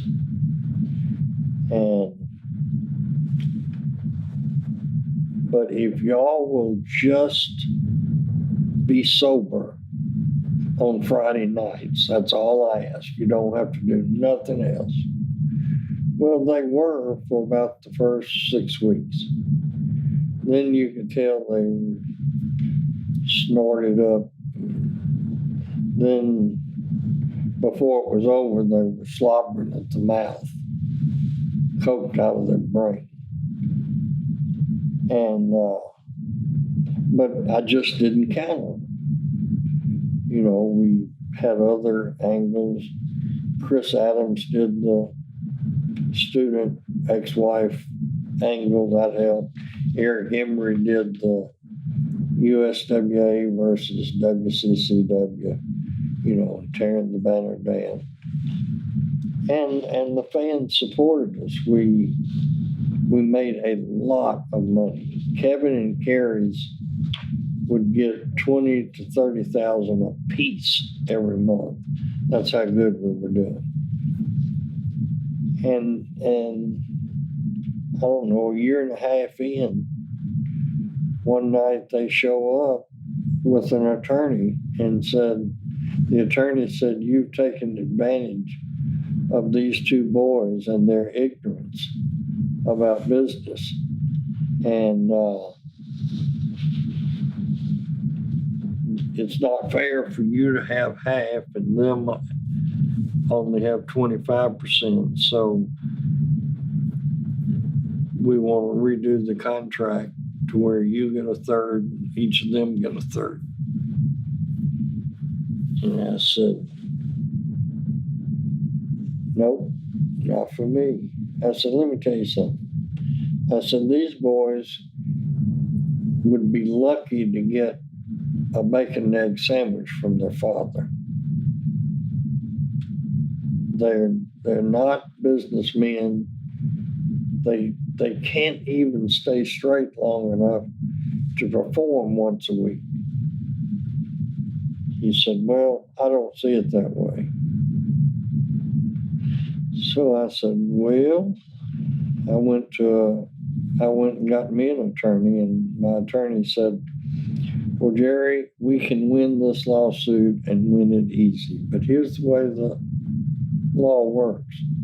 When you win the lawsuit, they will still be your 49% partner. I said, you know what? They can't be in business a year. I'm going to go because I don't want them to be my partner anymore, ever. So I went back to Nashville and they filed for bankruptcy 9 months later, went out of business. Now you know the Dallas story. And it was during the time where you had Dallas and Tennessee that I guess the Undertaker was working for you. Yeah. He, I don't even remember what he wrestled as. Me and Mark Callis, maybe, or something like that. Yes, Mark Callis. And several people started out there. Scott Hall worked for me out there. And Scott and I have remained friends. Sid Vicious, too, who we just interviewed. Sid never reached his full potential. He should have. Because, boy, he had the look and was a decent worker. He lived over in West Memphis, Arkansas, right across the river. And,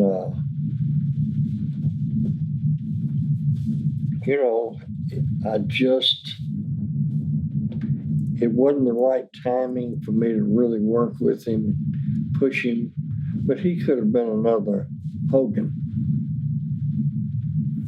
You think if he had stayed with WWE for a longer period of time during his first run, that may have happened instead of switching back and forth? Yeah.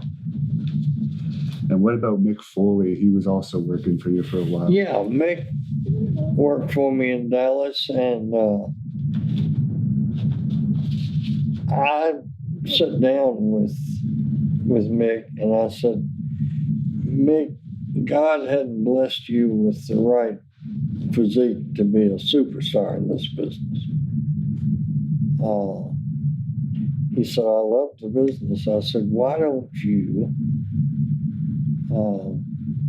start showing up at TV and learn the editing side of it? And he did, and he took to it like a duck to water, and then turned around and proved me wrong at WWE, becoming a real superstar. Did you have any hesitations when Jeff wanted to get into the business? Oh, yeah. Jeff was playing basketball for Aquinas Junior College, and his coach came to me and said, I overhear Jeff talking to the boys about the wrestling business. He said, Vanderbilt is looking at him, and he can play, the junior college 2 years. He said he will get a scholarship to a major college because he's a real ball player. And I said, okay. So I went, Jeff, that night, I said, Coach Anderson is telling me that he hears you talking about getting in the wrestling business.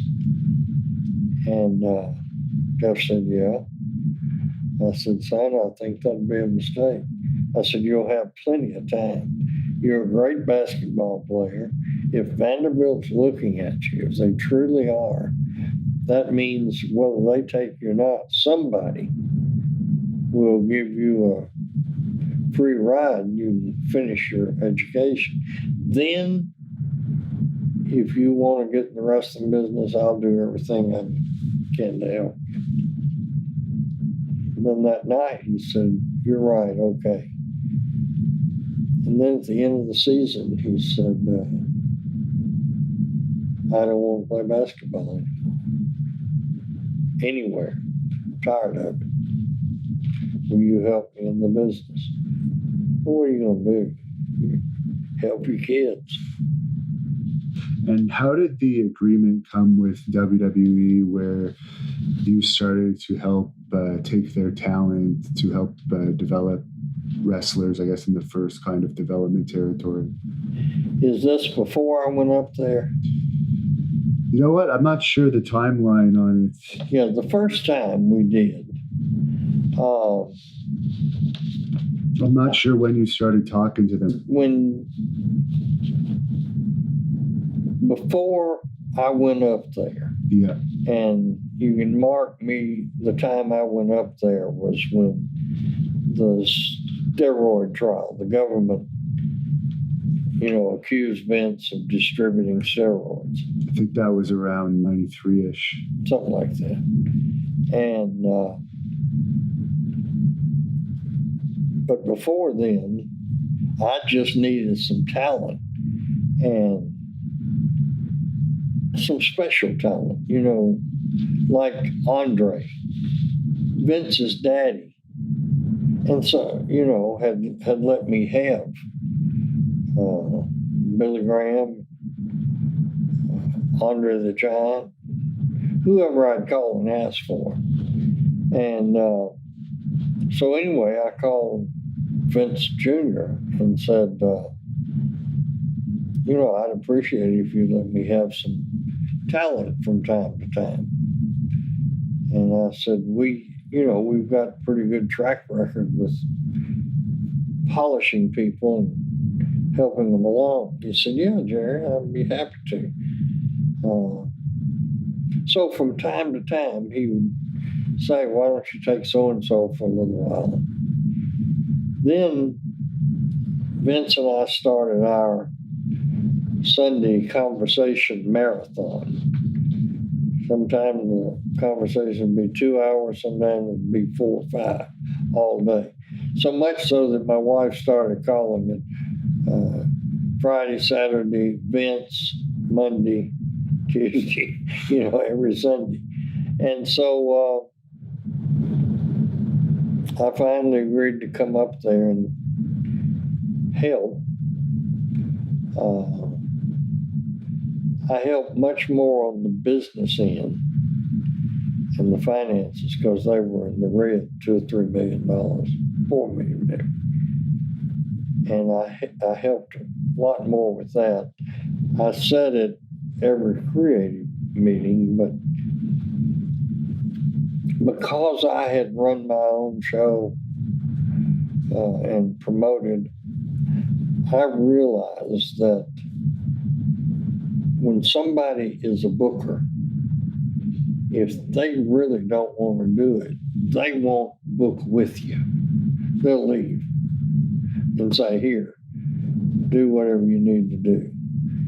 But Vince wasn't like that. So I knew automatically that Vince really just wanted somebody to kind of agree with what he wanted to do.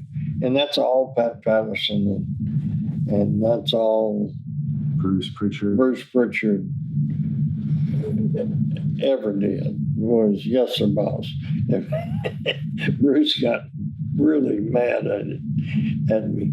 I bought one of those bobbleheads that talk, yes, sir, boss, I'm with you all the way, boss, when you touch it. So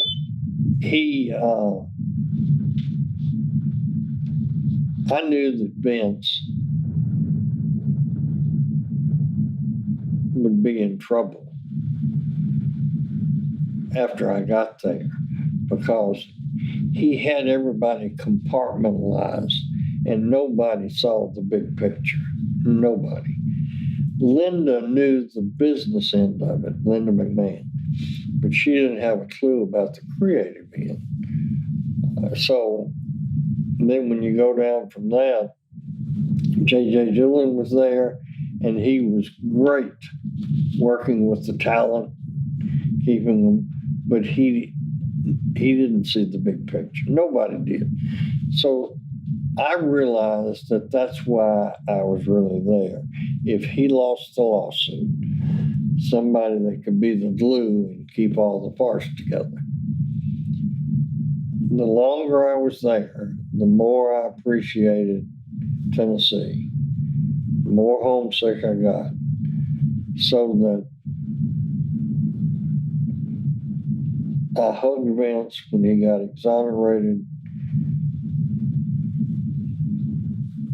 A big part of it was happy for him. A big part of it was happy for me, because I told him I'm going back home. And Vince made me an incredible offer to stay. And, I respect him for that. I'm so happy that his business has flourished and it's gone on. Because whether it had, a lot of people say, Jerry, aren't you angry that they put everybody out of business? If it hadn't have been Vince, it would have been somebody else. Because what ended the territories was cable television, not any one promoter. And I forgot to ask you about this earlier, because your relationship with Randy Savage started a long time ago, and I'm sure you also had dealings with him in WWE. But do you have any thoughts on Savage? Because I know the Poffos were a thorn in your side at the start, but you worked with them in the end. Yeah, Randy, to this day, is the most honorable wrestler I ever knew.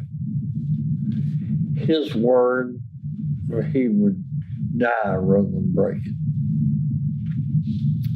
He is the only wrestler that Vince Jr. called and went from Tennessee to the WWE. He's the only one that told Vince McMahon, only after I give Jerry whatever notice he asks for.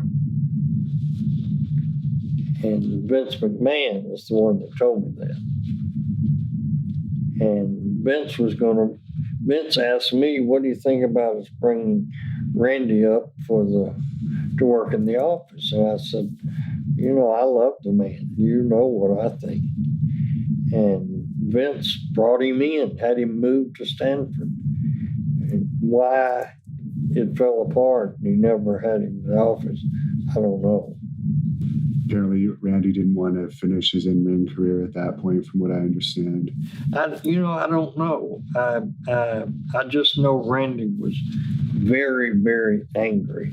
If I hadn't have been at WrestleMania 10, that might have been a physical altercation. Oh, really? Oh, everybody was scared to death of Randy Savage. And it wasn't that I was a tough guy, but I just knew, he cared as much about me as I did. And I ran down the hall and grabbed him and took him into a dressing room there. And little Richard? Yeah. He's a funny dude and a little bit effeminate.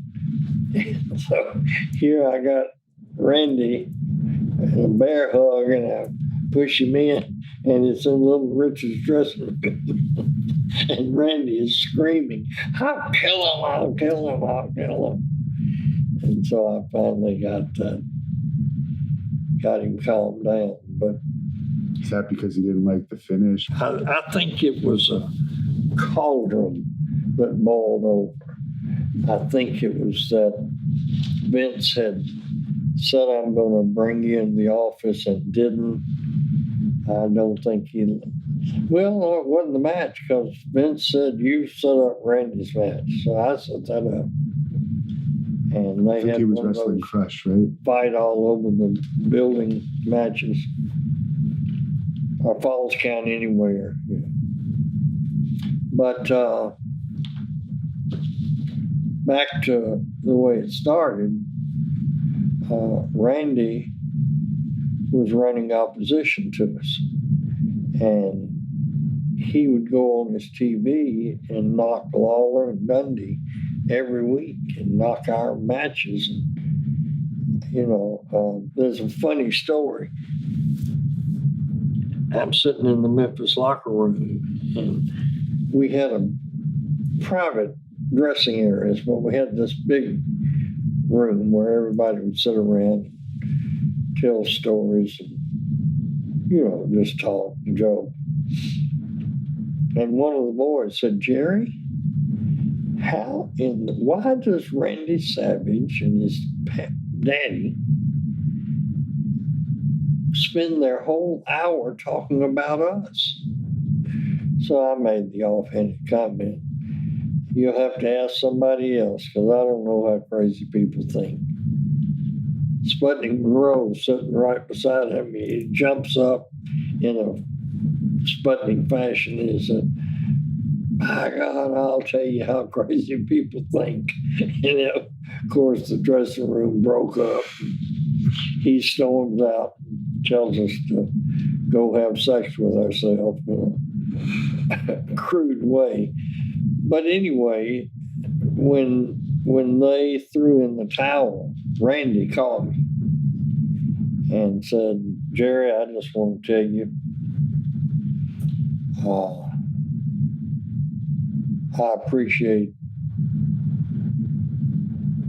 the way you've acted throughout this, because I've been a real fool. And I just admire you, and I wanted to tell you that we're going to get out of your hair. And I said, what are you going to do, Randy?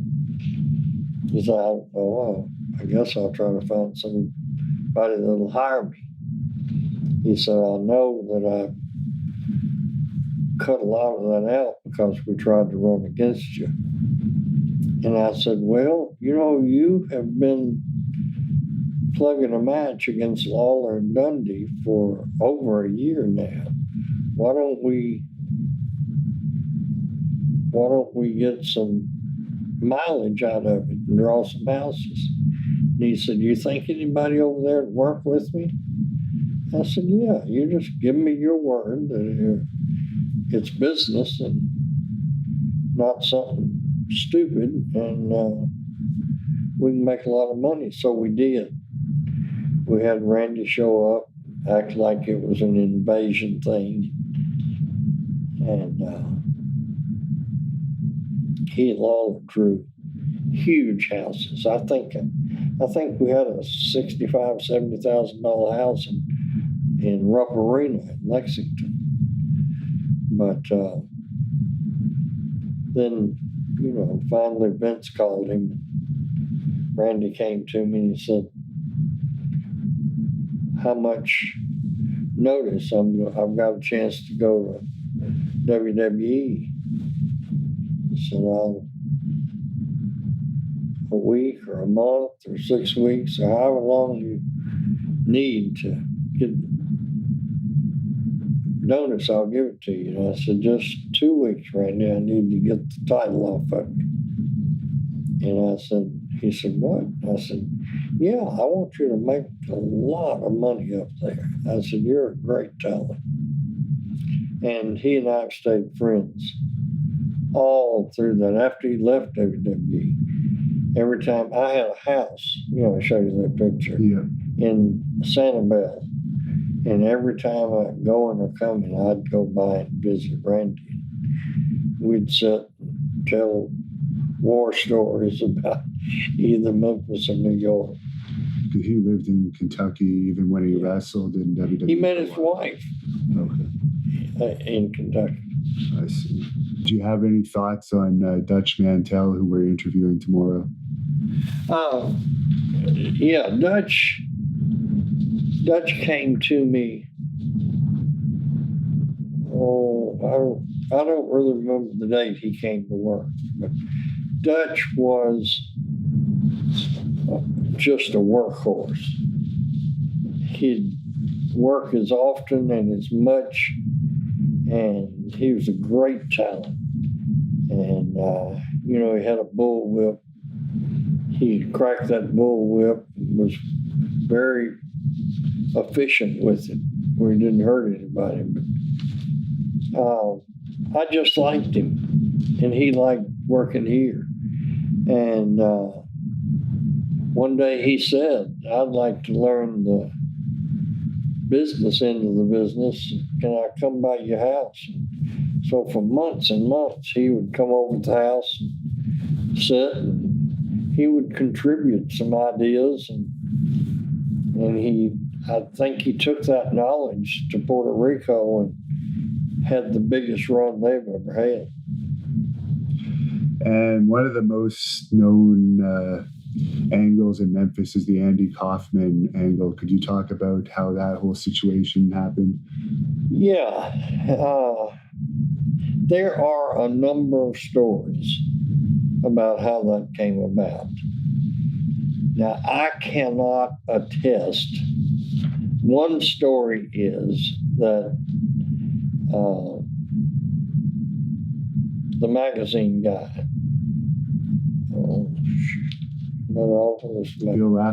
Bill Apter called Lawler and said, Andy Kaufman wants to get in the wrestling business. I can't refute that or attest that it didn't happen. Here's what I can tell you that I know happened.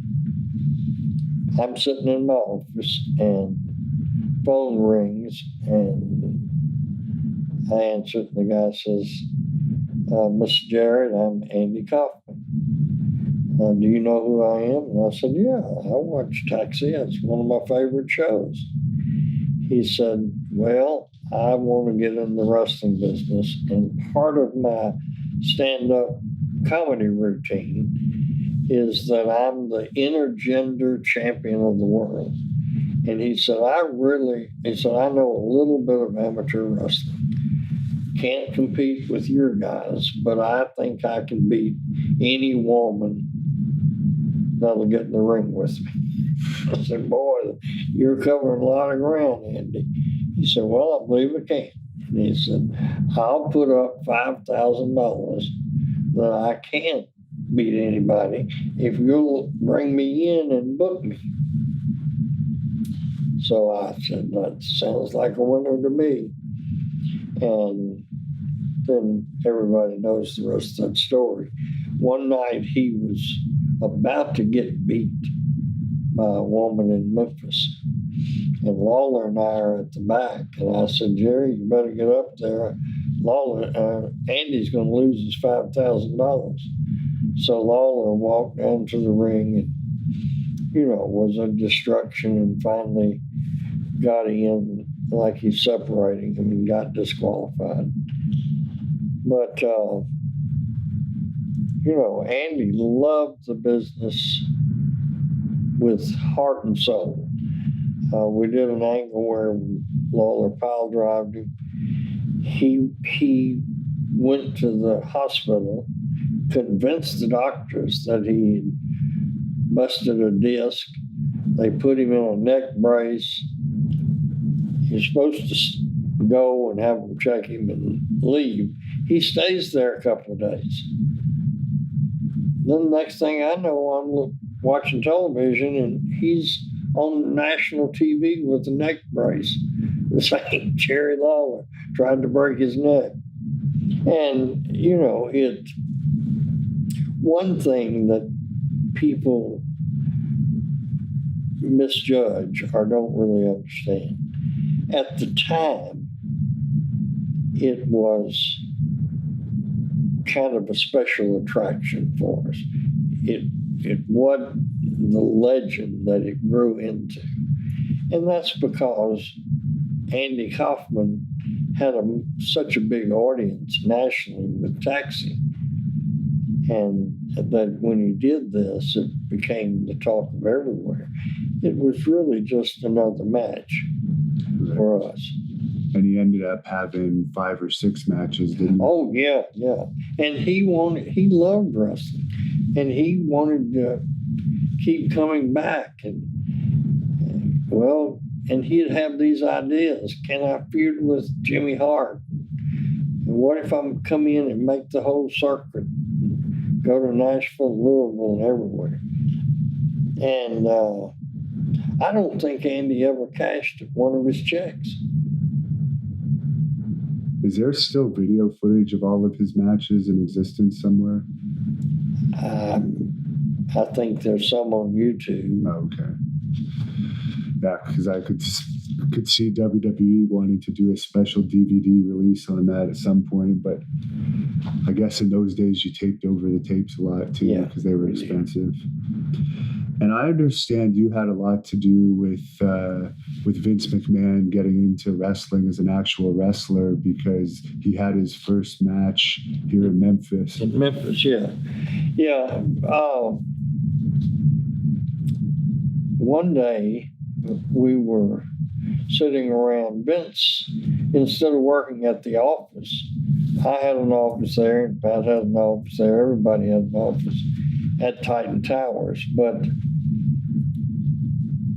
Vince had us all come to his house, and we would meet around his dining room table, and that's where he would do the booking. And we'd go to a little market and get ham sandwich, and it was just that kind of situation. The four of us: Vince, Prichard, Pat Patterson, and myself.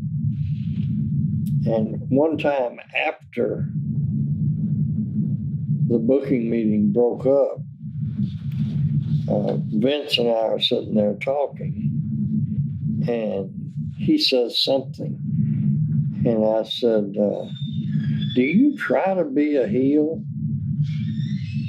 And he said, what do you mean? I said, you just are the most natural heel I've ever seen. I said, we're raking our brain trying to figure out who you can get as the heel for your company. You ought to be your own talent. And he said, are you ribbing me or are you serious? I said, I'm dead serious, Vince. You are natural. And he said, I don't know how to do it. I said, let's do it in Memphis, and let's make interviews, because 90% of the wrestling business, as you know, are the interviews. I'll produce them. We'll send them to Memphis. You'll be over when you get there. You can work into, you start off managing, and then you work into a match. And so we did. And he loved it. He was probably the most fun he ever had in the business. And everybody knows how good he really became as a talent with the Stone Cold Steve Austin angle. I believe, from what I understand, the ratings still go up a little bit whenever he appears, even to this day. On the television show. Yeah, he is a natural, and he finally confided in me that it had been a lifetime dream. And I understand at the point where WWE was still giving you your severance pay, that you were actually a consultant for WCW at the same time? Yeah, when I came back home from New York, and, I thought Vince would maybe pay me for a couple of weeks, and it just went on month and month and month and month. Well, after about a month, the first month, I called and I said to the HR person, and I forget the name, I said, I'm no longer at WWE. You're still sending me checks. Yeah, well, I asked Vince about it, and he said to keep it up until he said otherwise. So 1 month became 6, and I called back again, and I said, yeah, Vince knows you're getting the checks. I said, well, business must be good. He said, yeah, it is. So about that time, Erich Bischoff called and said, you're no longer with WWE. would you be interested in being a consultant? And I said, what all does that entail? Because if it's coming to Atlanta, I'm not interested. And he said, no, just I'd like to have you as a consultant where I can talk to you on the telephone and toss ideas about. And I said, well, let me call Vince because he's still paying me.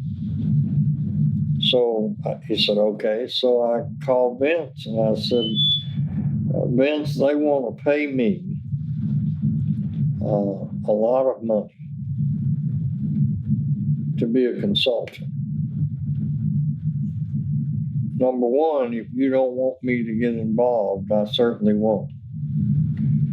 Number two, you're still sending me your checks, and I don't feel right if you give me the go-ahead to keep getting, your checks. And he said, well, first of all, you helped me at a critical time in my life, and I'll pay you as long as I want to because I appreciate you. He said, the second thing, the quicker Ted Turner runs out of money, the quicker this goofy war will end.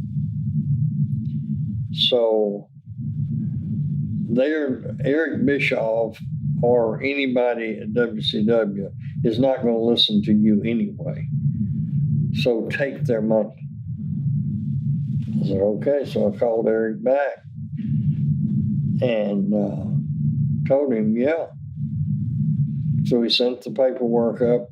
No, he came up. Erich came up here. Flew up. I picked him up at the airport. We came to the house and made the deal and signed the little contract as a consultant. And Vince kept sending the checks for another 6 months. Finally, I said, this is not right. And I called the lady back and said, I'm going to quit cashing these checks and quit sending them. And they did. And I think I went to Atlanta just one time. And Ric Flair, I was back there sitting in Erich's Bischoff's office, and Rick walked out of the booking room and saw me and just went crazy. Went back in, slammed the door. I'm hearing chairs hit against the wall, tables. Kevin Sullivan came out and said, I said, what's going on? He ran out in the hall and he said, well, I didn't know what was going on, but now I know Rick saw you. And I said, well, you go back in and tell him that his job is safe. I don't want to book. I don't want to be here. And Erich asked me to come down, and I don't know why. So Erich then comes running down the hall, and he goes in that room. I hear a lot of loud. I couldn't hear what they were saying, but just a lot of loud noises. Erich came out and said, he is the most insecure human being I've ever encountered. Jerry, if you'll let Terry Taylor, I'll call him. He'll come pick you up. I want you to look at our wrestling school, and then I'll see you tonight, because they had me put up at the Omni Hotel. And the next morning, Erich just said he thought I was bringing somebody down to take his place. I said, well, you tell him he can rest easy. Crazy. So other than that, I guess that was your only actual... Oh, Erich called me. He wanted me to talk to Hogan about switching him heel to Hollywood Hogan. Okay. And Erich was afraid that Hogan would say no. And I said, he's not going to say no. He said, well, will you call him and talk to him about it? So I called him. And I said, you know, Terry, they want, I think it'd be good for your career to switch up and show them you can work both ways. They want to call you Hollywood Hogan. And he said, yeah, fine. I'll do whatever he wants. I called Erich back. Erich was appreciative of that call. Crazy. So did they ever ask your advice on anything business-wise as far as how they could save money? Yeah, Erich would call maybe once a month, and nothing really stands out. You know, he asked me about what I thought about running head up against Raw. And I said, well, that's what I would do if I was running it. So I guess the time you would have been there was, I guess, around the time that they first started Nitro, right up until yeah, well, Hogan's turn. A while before they started Nitro. Okay. Maybe 6 months. And then, I don't know, I think I got paychecks for about a year and a half. Wow. Did you ever have to file any reports on their television shows or anything? No, he would call, ask me what I thought.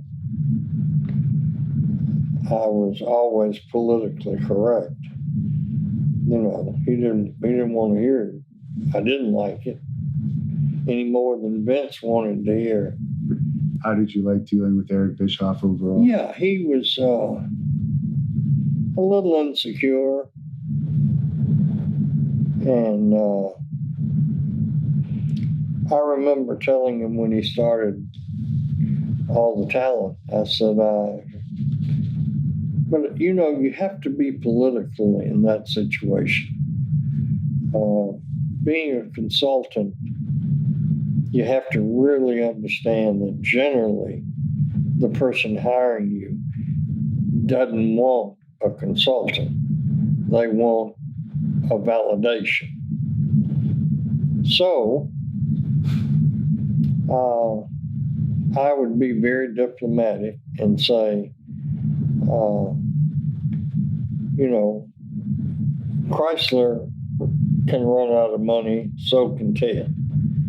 If I were you, I would be real careful that the talent earns their money or justifies their money.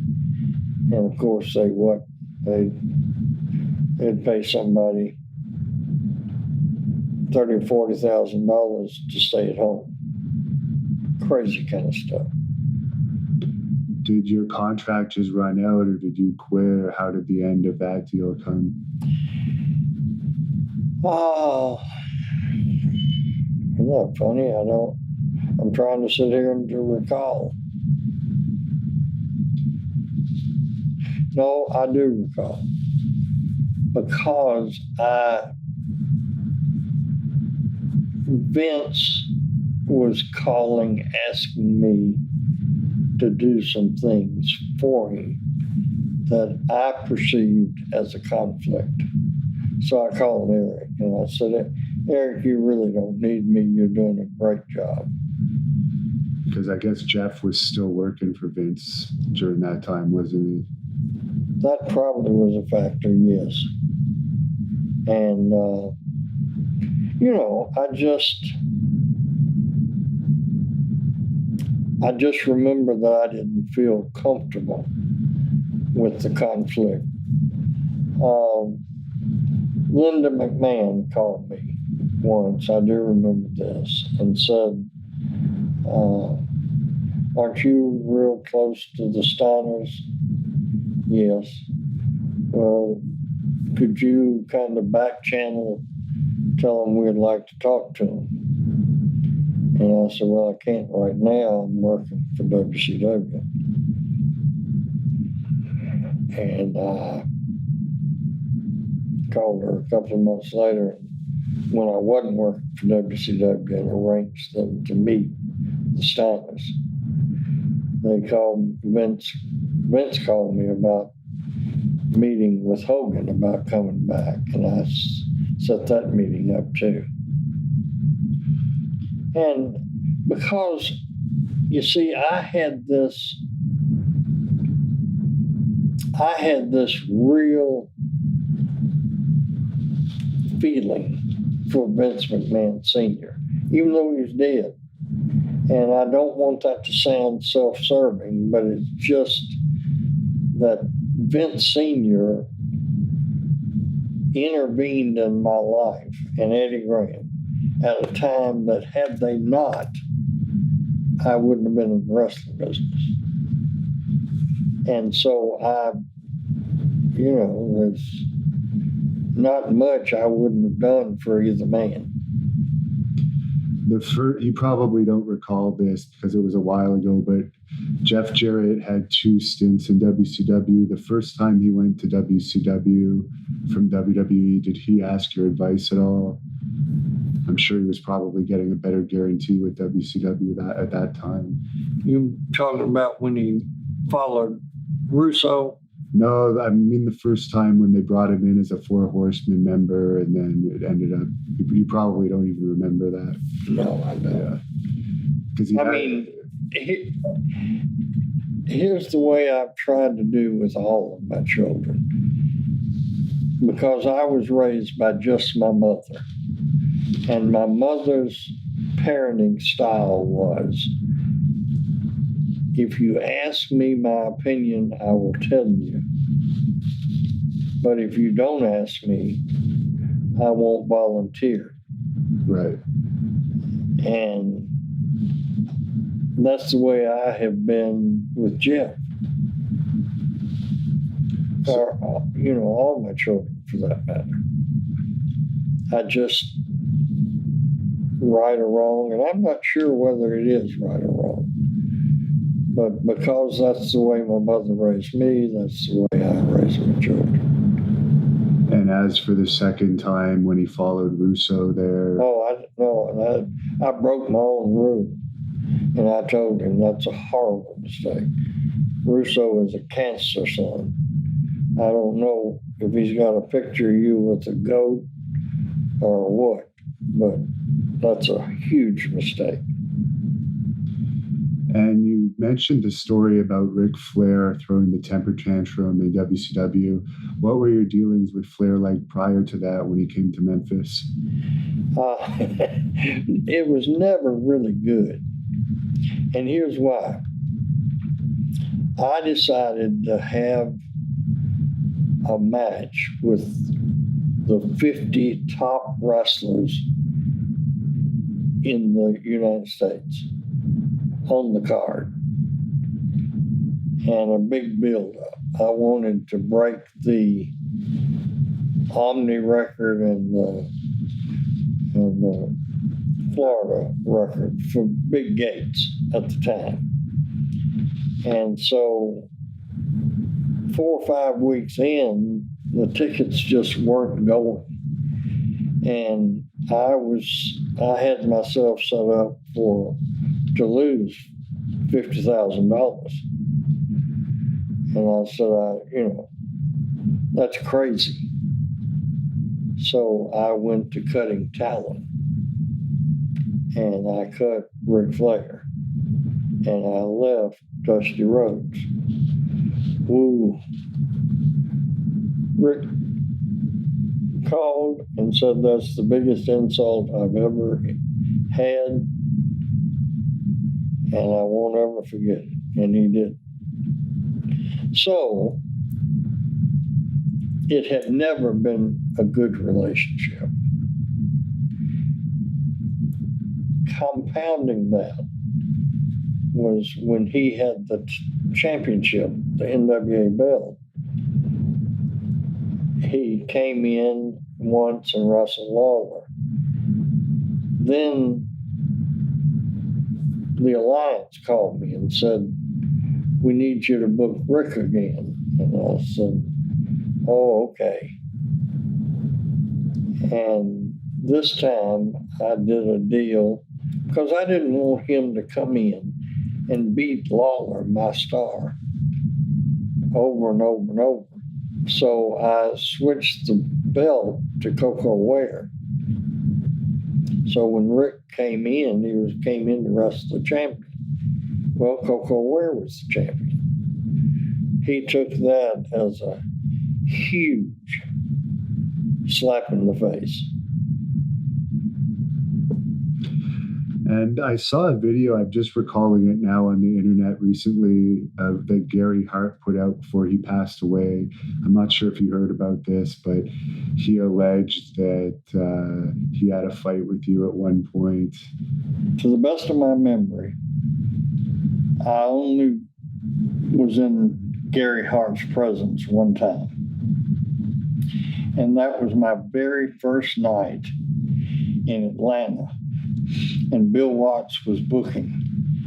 And Barnett had flown to Hendersonville, had hired me, and said, if you'll go to Atlanta and just observe for, 2 or 3 weeks, and then take over, and I'll be back in 4 weeks. I said, yes, sir. So I go to Atlanta, I drive down, and I'm there, and Buddy Fuller is introducing me in the dressing room to the wrestlers. And he said, Jim Barnett is the new owner, and he's bought from Lester, Welch, and he'll be taking over 4 weeks from tonight and booking the Atlanta territory. So everybody's, okay. And then I have to, because I'd driven this long from Nashville, so I had to go to the bathroom. So I go in the bathroom, I'm in one of the stalls, and I hear 2 people walk in. And one of them is saying, if Barnett thinks I'll work for that little son of a bitch, he's got another thing coming. I don't like his wrestling. I don't like anything about him. I hear his payoffs are horrible. So it was a stall that the door swung out. So I reached over and unlatched it and pushed it out. And I said, I don't know you, but I'm Jerry Jarrett, and I'm that little son of a bitch you're talking about, and you don't have to worry about it because you will not be on my roster. Pull the door back to it. That's the only case. And then I asked, I think I asked Robert Fuller, I said, who's that guy and that guy over there? And he told me. I said, okay. And so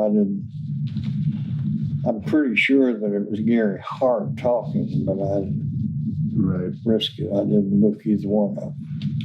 So you have no recollection. That could have just been sour grapes while he was telling that story. Yeah,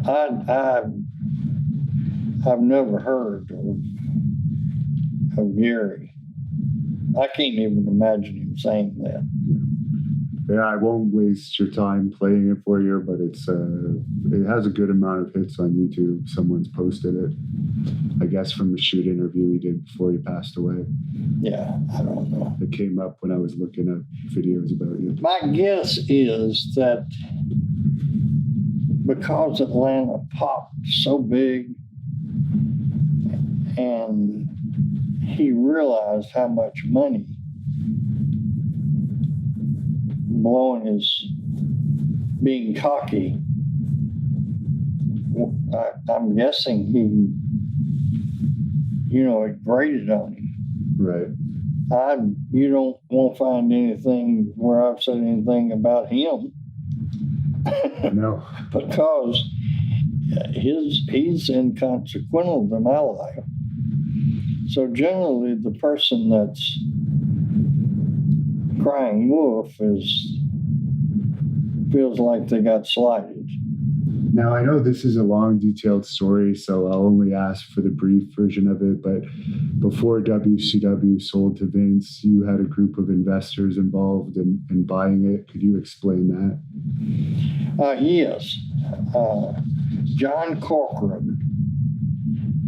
It's funny how intertwined different situations are.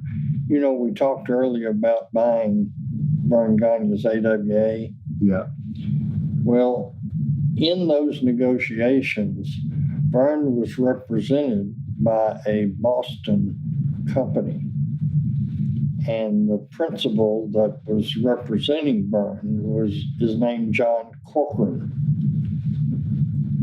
And over the 2 days that we met before it fell apart, the morning of the third day, John, at a meeting, had told Vern, I'm not representing you anymore. Because in order for this to come about, both parties have to be dealing above board, and you're not. And I'm not going to represent you anymore. And John got up, closed his briefcase, and left, and I didn't see him anymore. However, this action on John's part had a great impact on Vern, because everything suddenly was good, and he backed off of all of his crazy points. And, you know, I thought we had a deal. So I stayed at Vern's house that night. And then the next morning, breakfast is when Vern said, I just left one little detail out. I can't sell my company not knowing what Greg's going to be doing. So anyway, that's when Greg and I met, and the deal fell apart, and I flew home. But I got a letter from John Corcoran apologizing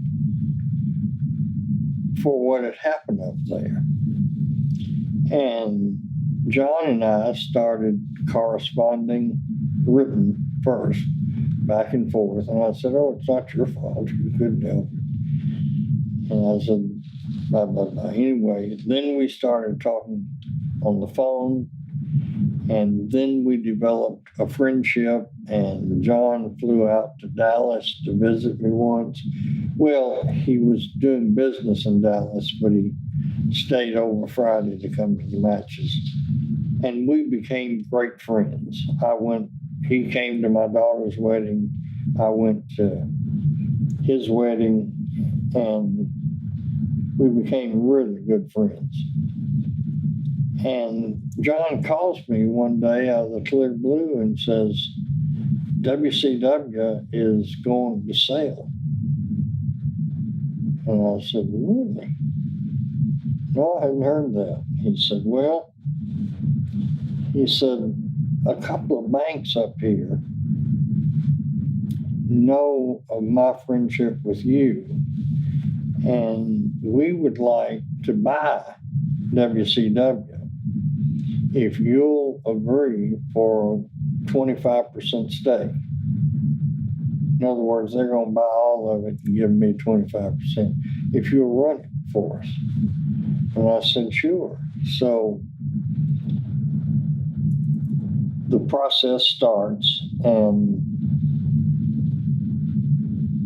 they send, Brad Siegel is in charge, and he sends John Corcoran the financials for the last 4 or 5 years.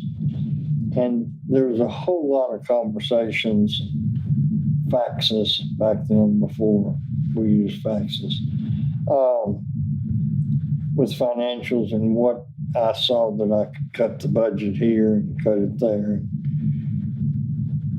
So they came up with a $70 million evaluation and sent Brad Siegel the letter offering $70 million for it, and they copied me on it. And Brad never responded to the letter. And then we found out that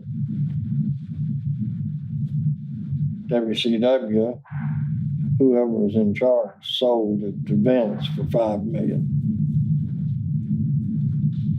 But that's that deal. Do you think something fishy went on there? Something suspicious? Well, strange? I don't know. There's all kind of rumors that a man. I know that there was an executive with WCW when they decided to sell, or when they were talking about getting out of the business. And that executive, and his name evades me, I'm sure research you can find it. That executive went to work for WWE, and that executive handled the acquisition for WWE.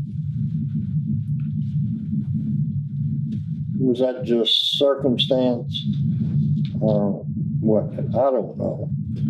Because Erich Bischoff also had a group together that was offering more than, I don't know what their offer was, but it was more than what was ultimately paid as well. Yeah. So that was definitely strange. Before I go on to TNA, I know that you're aware of this because it's in the papers you gave me, that in, I guess, the past 2 years or so, Bruce Prichard,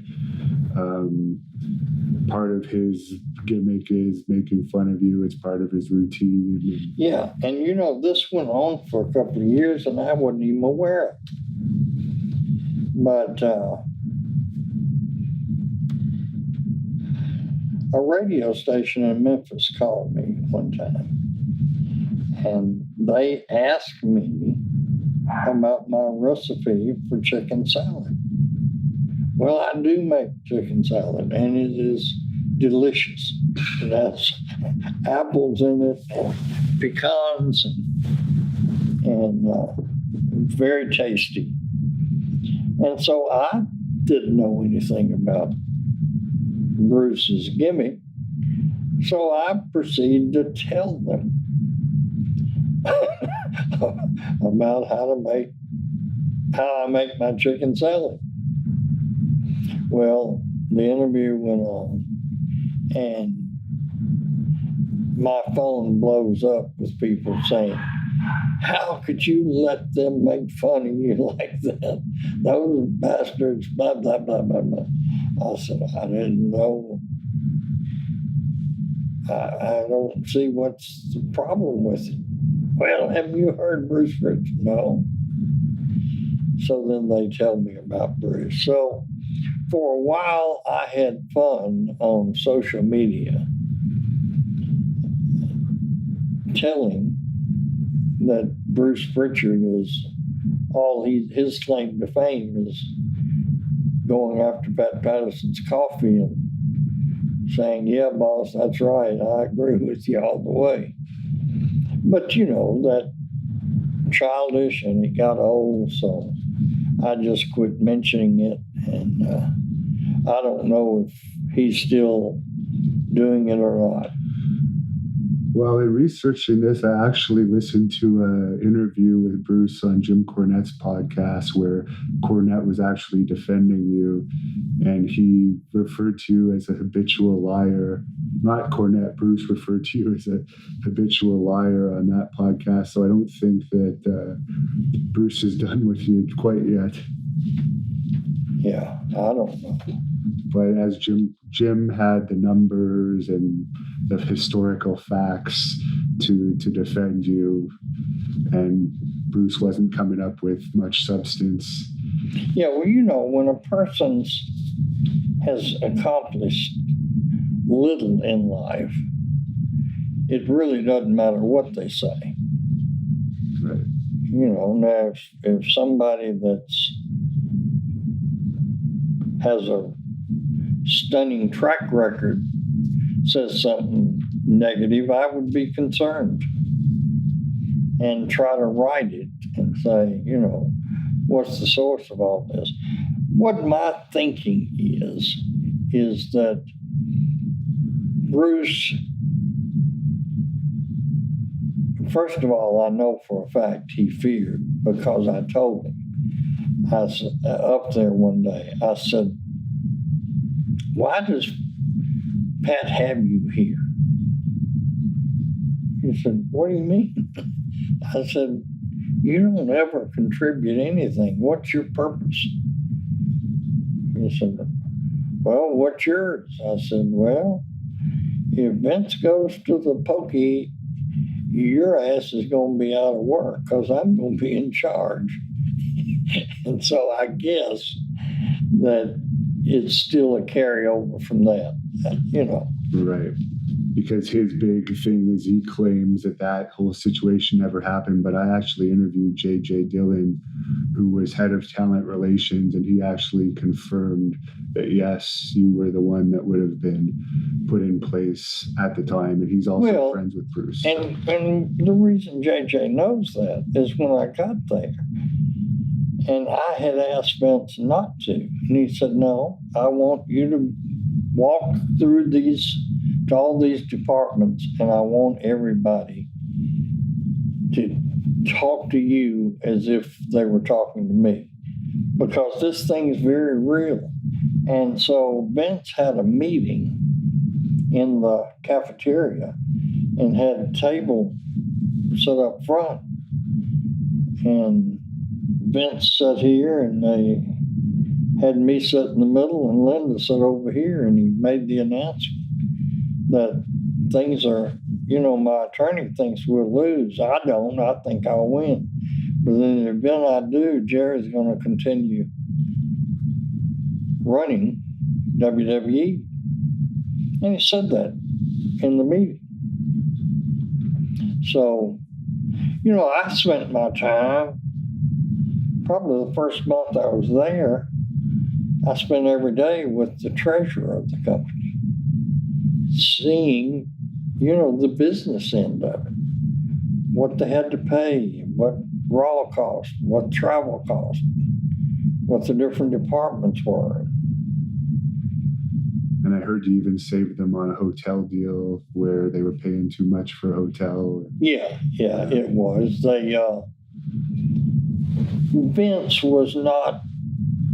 Vince is a big picture guy, and he didn't concern himself with the mundane details. Well, me running Memphis, if I hadn't have been concerned, we wouldn't have lasted as long as we did. I saved every penny I could. So there was a hotel right across the street from Titan Towers, and they just periodically would raise the room rates, and they were charging more than a Manhattan hotel. Because, there were always wrestlers coming in and people, and so would set them up across the street. So I saw what the bill was, and I went over and made an appointment with the manager, and I said, your rates are outrageous. So he said, well, that's what they are. We're convenient to you. And about 2 miles down the road, I got a hotel, and that was real eager to get the business, and saved like $200 a night. Wow. And Vince was renting 10 or 15 rooms a week. So it was a lot of money. And, that wasn't the only thing. Everybody was taking everybody in their department to Raw. So you got plane tickets and hotel and a lot of expense. And I suggested, and Vince did it, cut that down to just the bare necessities of who needed to be at Raw. And that saved tens of thousands of dollars. Just stuff like that. And that was during the time where that business wasn't the greatest too, so I'm sure that really helped. Yeah. Now for TNA, what's the whole process that made you get into the wrestling business again with TNA? Oh boy. This is, Devin, this is painful for me to recall. It really is. Jeff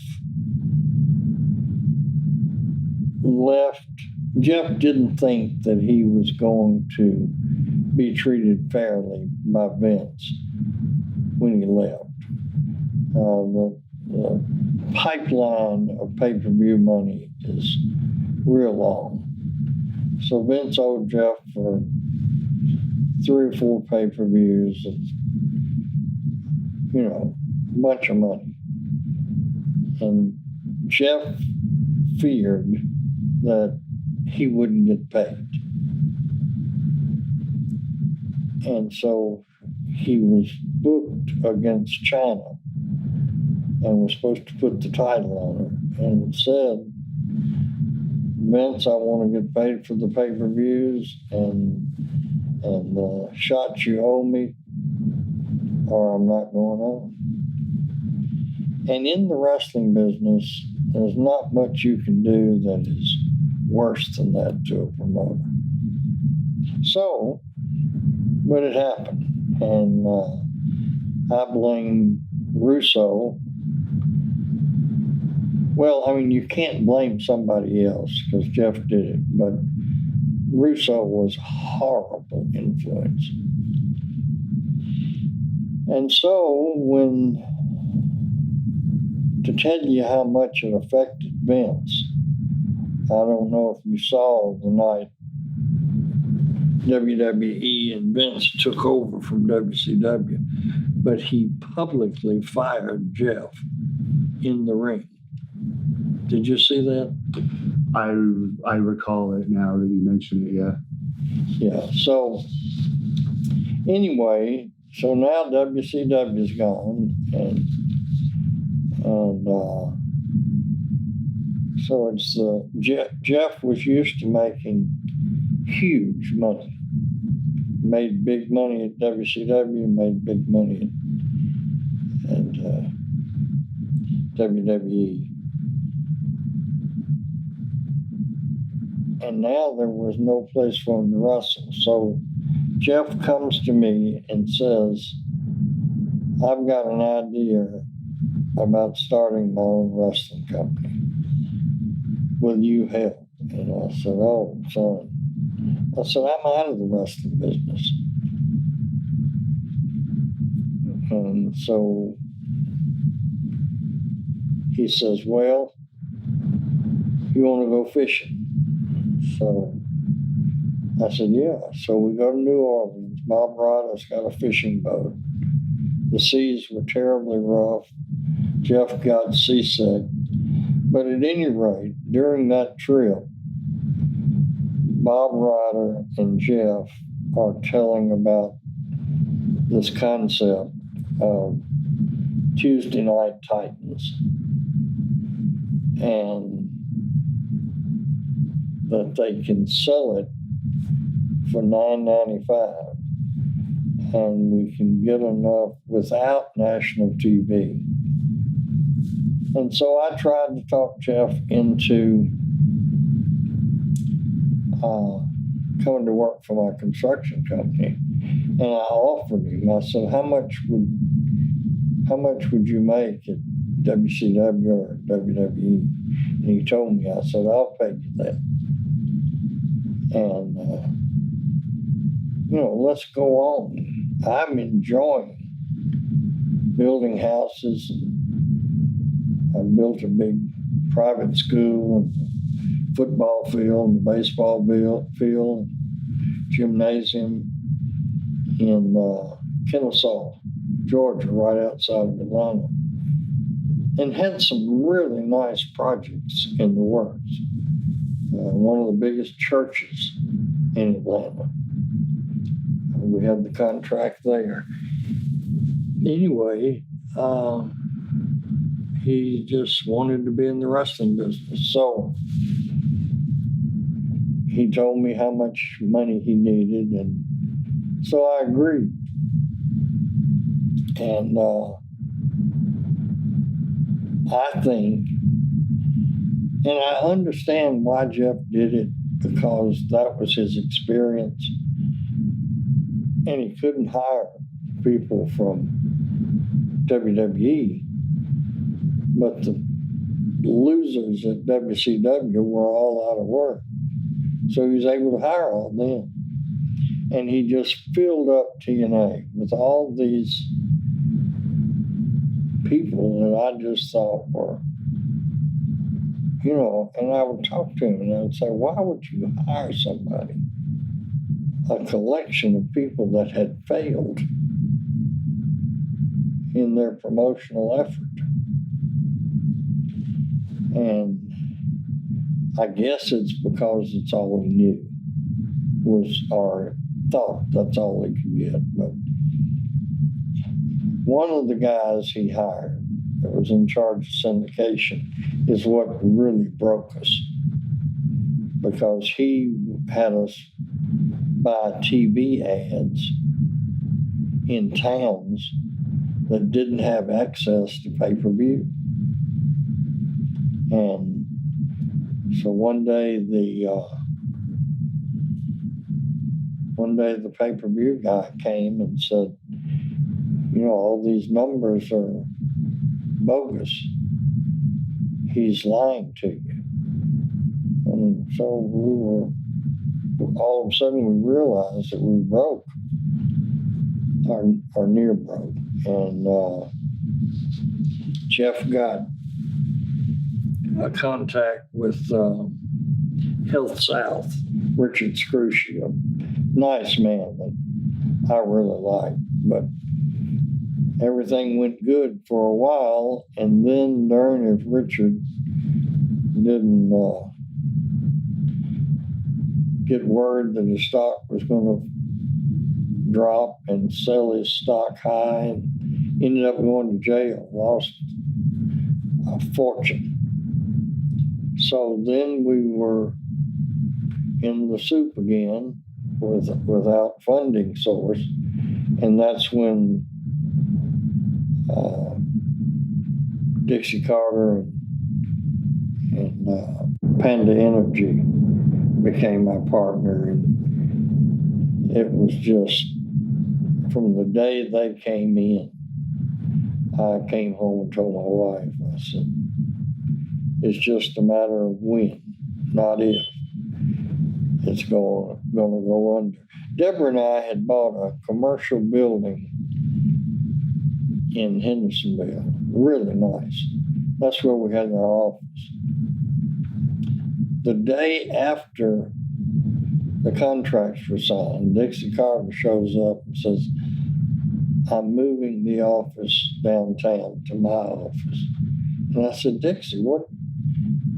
Deborah and I bought this building for the wrestling.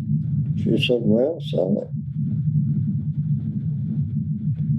So. How did she even become involved in the first place?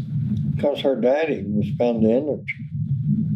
But did you guys reach out to Panda Energy looking for someone to sell, or did they reach out to you? Or? No, we were looking for an investor to take Richard Scrushy's place. Okay. Because this guy, and I can't remember his name, hopefully he's went to prison somewhere, but we were looking for an investor, and Jeff had known Dixie from the Dallas days. Come to find out, Dixie had an apartment in the same complex where I had my apartment there. And Jeff and Dixie had met back then. And so Jeff hired her as something to do with promotions. And I deferred to Jeff on just about everything with TNA because of the George Gulas, Nick Gulas fiasco, I didn't want for Jeff to be the son like in Smokey and the Bandit. Right. So I deferred to him, and when you look back, maybe I should have interjected myself more. I don't know. So it's a very, very painful memory to me. During the course of all of it, I had a massive heart attack, triple bypass surgery. And so I can tell everybody that's looking at this, stress will kill you. And it's the most stressed I've ever been in my life. And that's saying a lot when you spent your whole life in the wrestling business. When you're running 7 towns a week or 14 towns a week, and that's the most nothing compared to that kind of stress. And so Dixie and I, we didn't get along from day one, to the extent that when she moved downtown, I stayed out there and just had my construction office in the building for my construction company. And I never took an office downtown. Okay. What did you think of Jeff bringing Vince Russo in as a writer there? Oh, my goodness. That's still a mystery to me. I mean, Vince Russo is counter to everything that I ever believed in the wrestling business. Everything. I would say that Vince Russo doesn't like wrestling or doesn't like wrestlers. I've never been able to figure that out. And Jeff and I were estranged and didn't talk for a number of years. And when we finally patched things up and started our relationship back, one of the rules that I insisted on is that we never, ever talk about wrestling. And we don't to this day. What led to that estrangement? Was that just out of the TNA fiasco with you? Well, my doctor came to me when I was still groggy in the recovery room. And he said, Jerry, I have held your heart in my hands. And first of all, you're an amazing physical specimen, or you wouldn't be alive. He said the amount of nicotine that you put in your body ought to kill a horse. And yet that's not what's wrong with your arteries. Your arteries are classic stress-related contractions. And he said, so when you go home from the hospital, if your wife, and he said, really, your life depends on it. So think about it. If your wife is causing stress, leave her. If your children are causing stress, leave them. If your work is causing stress, leave it. Otherwise, you will die. Now, that's pretty powerful. And so I went back and Jeff and I had some very emotional times with both of us crying when I would say, Jeff, I just need to get out. Let me give you my stock. Every time I look at Dixie Carter, I want to strangle her. And that's not healthy. Let me get out. And then me and Jeff's mother were divorced. We were married just 9 years. Deborah and I have been married 47 years, so. But anyway, it didn't work. And he said, no, you left me, and now you're trying to desert me again. So I said, well, we got to do something different. So I found some investors that were willing to give Jeff and I the money to start over and just let the Carters have TNA, because they wouldn't have lasted as long as the Von Erichs did. And so Jeff and I would talk about it often, and he'd say, well, how are they doing? I said, they're right on board. And I went to New York, and I got a little scared. I don't know if you know New York, Brighton Beach. No. Well, it's where the Russian mob lives, the Russian community. And when you walk down the street at Brighton Beach, the storefront signs are all in the Russian language. I mean, it's Little Russia. And these were principals in the hierarchy. Unbelievable money. They carried me to a dinner that I'm sure cost $35,000, $40,000. I mean, dancers, entertainment like you wouldn't believe. But at any rate, they were on board, and I got a call from one of the principals, and I won't name him. And he said, I've got a friend that is the national Sambo champion. And he is 6'10", 320 pounds, and he wants to be in the wrestling business. I said, can he wrestle? He said, amateur, Sambo. And I said, all right, let me see what I can do. So I called Jeff, and I said, Jeff, we need to sign this guy at TNA. I said, he can live on about $1,000 a week. And I'll get him a place to live up here in Hendersonville, and I'll personally train him. And Jeff said, all right, let me talk to Dixie. Dixie came back and said, no, we can't afford $1,000 a week for somebody to train. I said, Jeff, did you tell her this guy is bigger than Hulk Hogan? He said, yeah. She just said, no, Dad. I said, well, do you care if I call Vince McMahon? And he said, Vince won't talk to you. He hates me. I said, no, he likes me. He said, yeah, fine with me. So I called him.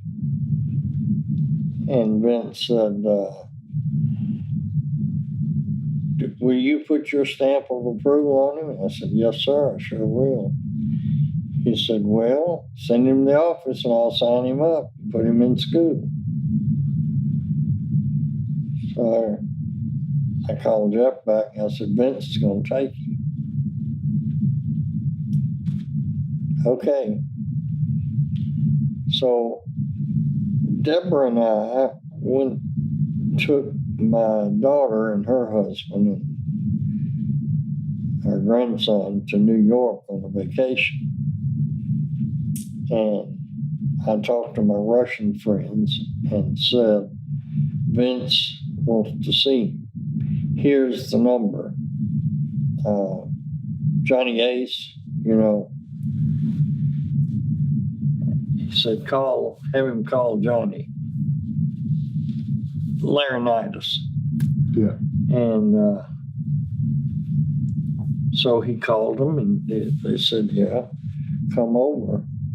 So Laurinaitis then called me and said, Vince will send a plane after you. He'd like to see you and have you come with your Russian friend. And I said, I'm in New York. He said, why don't you run over with him? Vince would like it. So I said, okay. I mean, these people are doing me a big favor and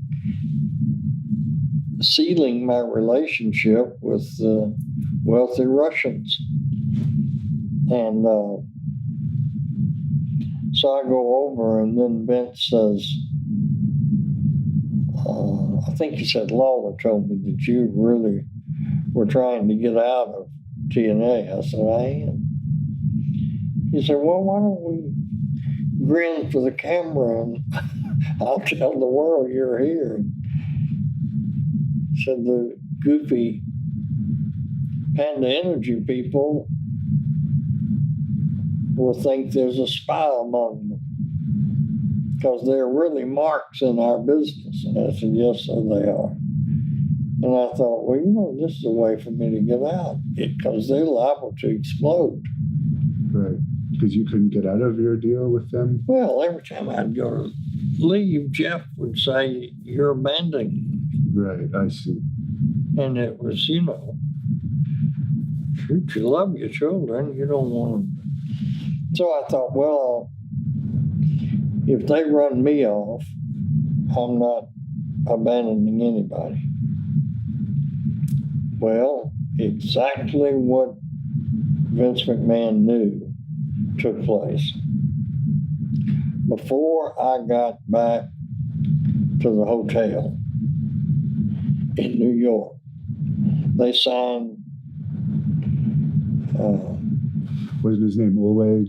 Oleg Prudius. Prudius, okay. Yeah, they signed him, and he was happy, and the Russians were happy. I got back, Jeff's calling me, and he said, boy, Bob Carter's mad. And I said, no, I don't give a shit, son. Bob Carter may be the stupidest billionaire on the face of the earth, or he wouldn't be letting his daughter spend millions of dollars to play wrestling promoter. So then I come back home, and I'm on an excavator in Gallatin on a big project, about 300 home subdivision I'm building. And I'm riding that excavator, and you know, it's funny that I can mentally picture that right now. The sun is shining through the leaves, Okay. and it's kind of in the fall of the year, so some of the leaves are gone. And there's just, you know, it's like one of those pictures where you see all these rays, and they're like all around me on the ground. And my phone rings, so I stopped my excavator. You know what an excavator is, the thing with the big arm that did. And this was the biggest one they made. So I stop it, and it's Jeff, and Jeff says, well, your little shenanigan with Vince's picture, I may get fired. I said, why would they fire you? You wasn't up there. Well, you're my dad. I said, well, I'm sorry they got mad. Dixie had a chance to take Oleg and wouldn't. So I'm trying to keep the Russians over here as a plan B. And I'm sorry. He said, well, Bob Carter's going to call you. And it ain't going to be a good call. And I said, well, I'm sorry. He said, well, you and I need a rest from each other. And I said, you talking about business or personal? He said, both. said, well, I don't know how to take this, son. You know I want it out. And he said, let me tell you something. You and I both know you are a genius. And this was your way to get out. Don't try to bullshit me that you didn't know how Bob Carter would react. And I said, well, I said, you need to think about this because this is pretty drastic behavior. And I said, what are we going to do with the Russians? Are we going to follow up or not follow up? Because they're ready with millions of dollars. And he said, well, let's just see what shakes out. And Bob Carter then called the next day and says, I can't believe you would double cross me like this. I said, Bob, you've been doing everything in the world to get people to notice TNA.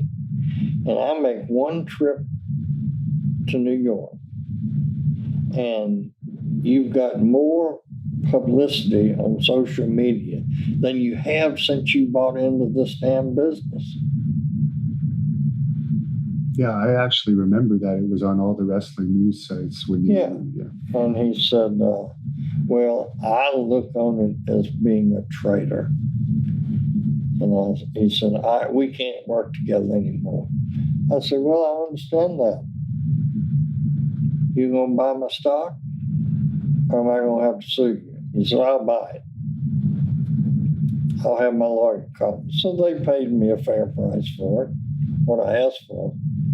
And I got out. In the meantime, Jeff and I didn't talk for 4 or 5 years. That's why it's painful to talk about it. And now we have a relationship.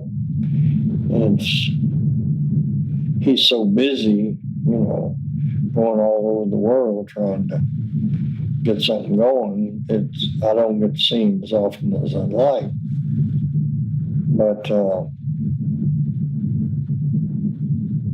and then, I lost heart, so I called my Russian friends and told them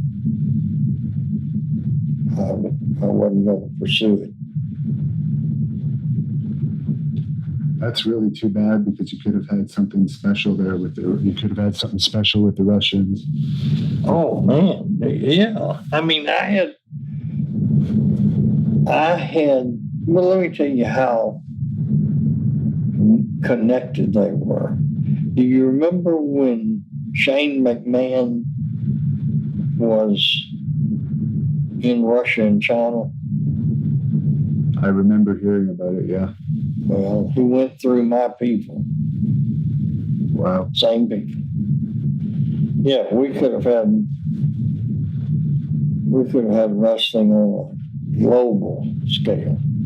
Because these people, they make Bob Carter and his billions look like chump change. I'm surprised Jeff wouldn't have wanted the full control with you with the Russian group, but I think maybe he was afraid. I mean, I don't know. I really don't want to know, because when something has broken a bond in a family and you've worked for years to stick it back together, I don't. And of course, you were there for his Hall of Fame induction this year. Are you surprised that they put him in the Hall of Fame after the past bad blood? Yes and no. Brian Armstrong is very close to Jeff and our whole family. Jeff and I, at one point, got Brian an apartment, bought the furniture for it. I mean, I'm saying that only to say that's how close we were. And then, when Jeff had his run, Brian was Road Dogg. So, again, this bond. Yeah. So now Brian went through rehab and recovery, got his life back together, and then Jeff had to go through rehab and recovery. And Brian was responsible for getting Jeff in the rehab. So I just felt like when I heard that Brian was really in with Vince and Hunter and Stephanie, I thought, well, there's a chance they could bridge that. And what I think happened is, I think Triple H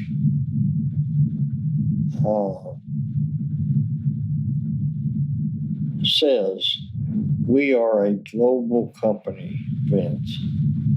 We don't have time for jealousies and anger and past grudges. Let's put it all behind us. And I think Vince really likes and respects Triple H. What do you see the direction of wrestling taking in the future? Because now it's not quite as popular as it was in the U.S. in the past, because there's only one real company where you can make a good living.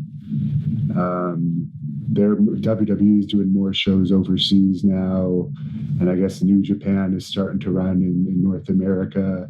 So what do you think the landscape of wrestling is going to be in the next 10, 20 years? Well, I am really surprised that WWE has flourished for as long as they have. And the reason for that is that Vince got his racehorse start from taking all the territory talent. And now there is no incubator for wrestlers. There's the independent circuit, which, guys can wrestle what? 2 or 3 times a month? Where in the territory days, they wrestle 5 to 7 days a week. Independent, very little or no television interview. No place to cultivate the most important aspect of the wrestling business, and that's your verbal skills. I am surprised that hadn't affected them until now. But I'm sure that's why the ratings are down in the U.S. and very possibly could continue to go down. Now, it won't be in my lifetime, but at some point in time,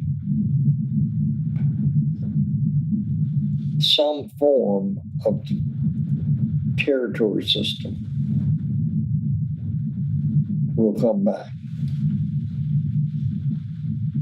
Or maybe it will be fragmented national companies.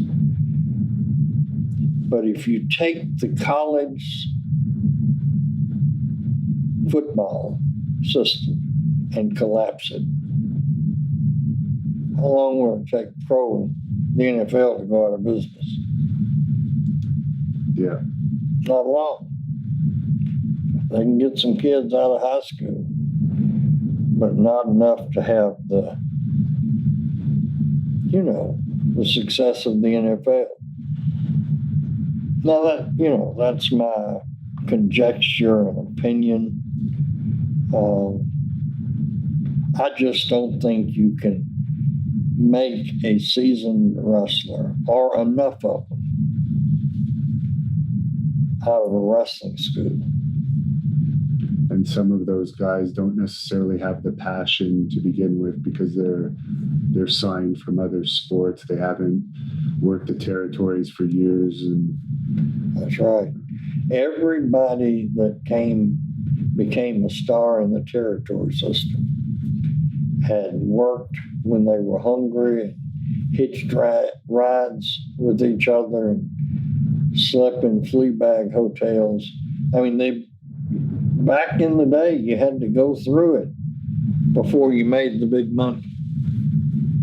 So, I don't know, maybe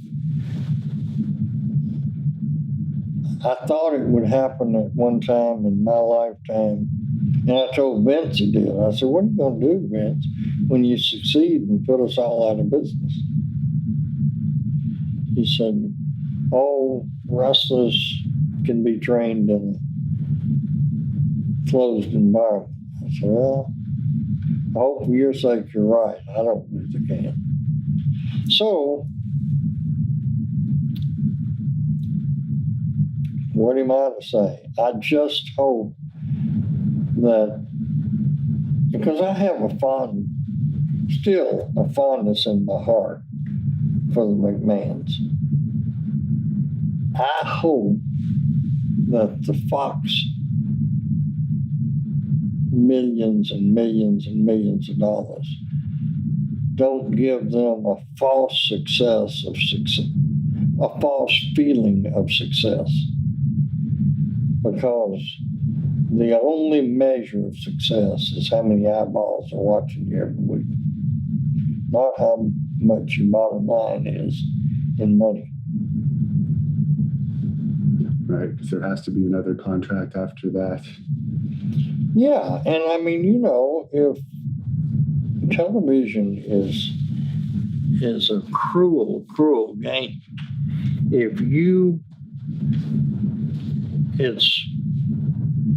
don't tell me what you did for me yesterday. What are you doing for me today and tomorrow? Yeah. What would be your advice to wrestling promoters? You were so successful over the years. What would be my advice to wrestling promoters who are wanting to stay in the game at a time where it's difficult to... Yeah. It's very, very difficult to do today, but not impossible.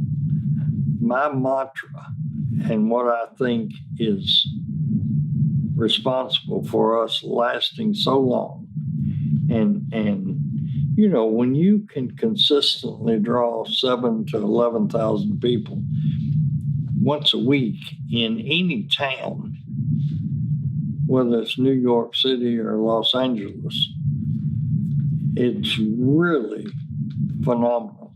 But when you can do it in a smaller population area like Memphis, it's just incredible. So I've thought back, and there's a lot of factors. One, I was blessed with great talent.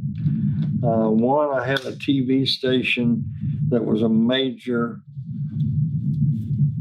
broadcast partner in Nashville and Louisville and Memphis. But the thing that I think is most responsible was I had a mantra: keep it real. Now, what I meant by that is that I knew, even during the height of the kayfabe, that when somebody got home and they sat down, they said, now he climbed up on the top turnbuckle and he jumped off with a knee in that guy's throat. And that guy didn't die. So I knew if they dissected the business, they would say, well, something a little bit fishy. But if I could just keep it real and allow the fan to suspend disbelief while they were watching it, whether it be on TV or at the arena match, they would come back. And proof of that is the first time I went to the Rocky movie, and Rocky Balboa, they were having the big final fight scene. And finally, Rocky made his big comeback and knocked him out. Me and everybody in that theater jumped up and started applauding. Now, we knew that that wasn't a real fight, but not for that moment while the movie was going on. So my advice is, even though we're not in the kayfabe era, a promoter and his talent can still allow the fans to suspend disbelief and leave the arena and say, you know, was that real? Were they really fighting? And I think that's possible today. And I think if a promotion will do that, they can have some success. And was Jerry Lawler versus Bill Dundee the feud you made the most money with over the years? Yes, and that's a perfect example of keeping it real. They had a little jealousy thing going. Lawler was the top dog and Dundee wanted to be the top dog. When you interviewed him, I'm sure that came out. And in Dundee's mind, he may think he really accomplished being the top dog. But they would knock the hell out of each other. And I mean from the opening bell to the final bell. They kept it real. And the people would watch and say, they don't like each other. They're really trying to hurt each other. Now, they wouldn't let it disintegrate into a shoot, but they, in a working way, they could still beat the hell out of each other. So that in the dressing room, each of them were going, ooh, ow. And we interviewed David Schultz a few months ago. Any thoughts on him? Yes, I really like David. He was here. He was always unpredictable, as he proved slapping the guy at WWE, but he was a great talent. And I liked him. And what about when Kane worked for you? I think he was the Unabomber or something in Memphis. Yeah, all right. Kane has been a little bit of a disappointment because I saw him when I was up for the Hall of Fame. And maybe he didn't see me, but I thought he did because I waved at him and said, hello, Glenn. Then when he was running for the mayor of Knoxville, I sent him a little tweet and said, Glenn, did you forget your old buddy? And he didn't answer it back. So I don't know what that situation was, but I would think he wouldn't forget that his mother used to call me twice a week and say, do you think Glenn's wasting his time? Will he ever make any money in this business? I said, yes, ma'am, I think you will. Just gotta wait for your opportunity. I don't think he has forgotten that I'm the one that flew him to New York and introduced him to Vince McMahon. Maybe, but I don't know. All I can go by is the way he's acted. And if I see Sting or Scott Hall, or they'll run through a crowd to hug my neck. So there's a big difference. Is there any reason why you never used Bruiser Brody in this territory? Yeah, there is. I didn't respect the fact that Brody would take advantage of people that he knew he could beat up. I assure you, he never slept.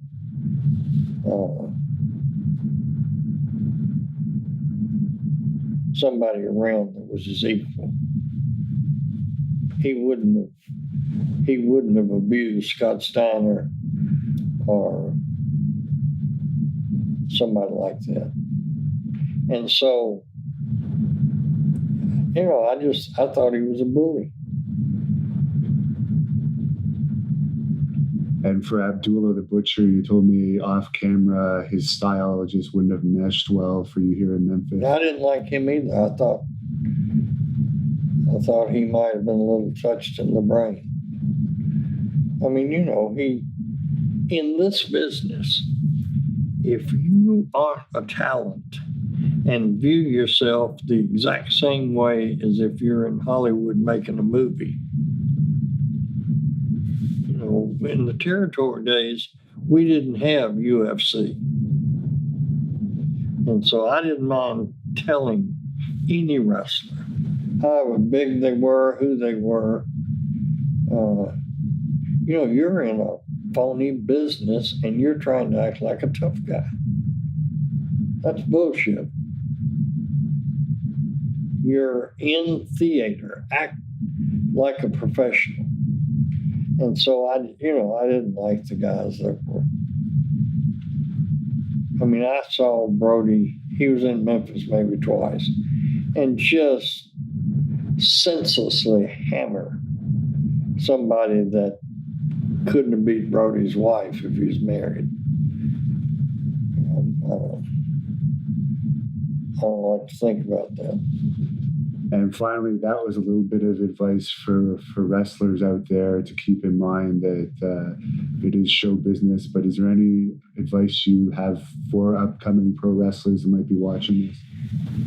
Yeah. The most important factor is understand and look at your finger and know that print, that fingerprint is unique to any person in the world. Now, if God would make that kind of detail that unique, he made your verbally, your expressions, your looks, you're a very unique person. And look around you. There is no similarity between Hulk Hogan and Sting, or Ric Flair, or The Rock, or Steve Austin. They're all different. They're all unique. Jimmy Hart was a great manager, but he wasn't anything close to being mistaken for Jimmy Cornette. They're unique. So my advice is to not try to copy anybody, be yourself, and try to figure out a way to make your personality bigger than life. In your matches, keep it real. If you want to do a triple somersault off of the top turnbuckle, try to go to the circus or try out for the Olympics. But, you might get a 5-star rating in a wrestling newsletter, but you're not going to draw any money. And because wrestling, people go to it because it simulates combat. It simulates a fight in some way. That's the way it was in the 1920s, and it's the way it is now. So be yourself, and try to keep it real. Also remember that only somebody my age can tell you. Be real nice to everybody on the way up, because you're going to meet them on the way down. And if you do that, now, I'm not friends with everybody. I've tried, but I'm not. But try to end your career where most people say, he's a pretty good guy. And what do you think of Dave Meltzer? You brought his name up. At one time, I was absolutely amazed, because I've been at the highest levels at WCW, WWE, my promotion, TNA, Memphis, and at one time or another, at every one of those companies, the top brass has stood around and said, how does that son of a bitch know what's going on in a closed door meeting? I don't know. Somebody has to tell him. Well, there were only 3 of us there. Yeah, well, I didn't do it. You didn't do it. You didn't do it.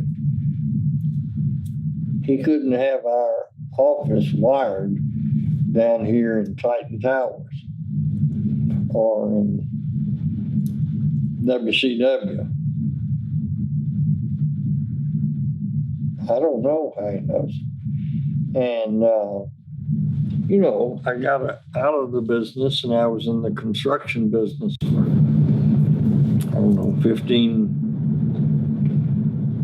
18 years.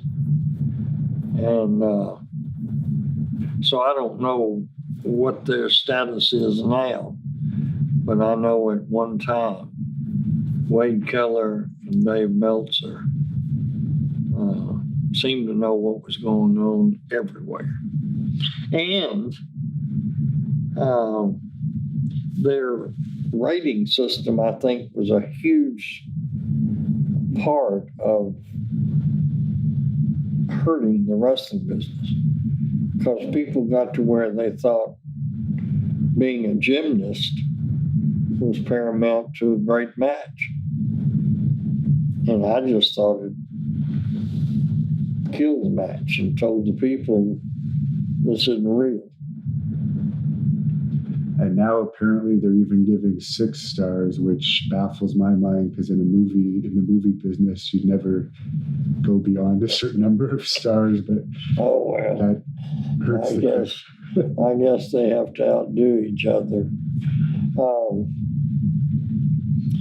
It's funny how people get off on tangents. My grandson is a really good football player, and he plays center. They're undefeated this year in high school, and we think he'll play college ball, but it's a big deal with him and the other guys on his team who can get the most pancakes. And I sat downstairs and I said, son, you realize that if you can block a guy and knock him on his back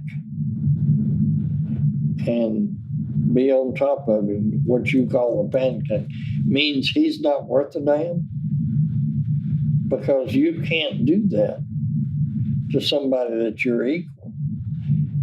All you can do is move them and open up the hole for the back to run through. So what you need to do is start counting on your highlight reel how many times you open the hole. That's what's important. Well, same with these damn high spots.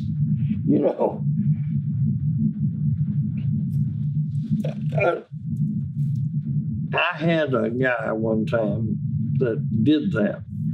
It was mild by today's standards. He ran, jumped over the top rope. The guy caught him and they went backwards.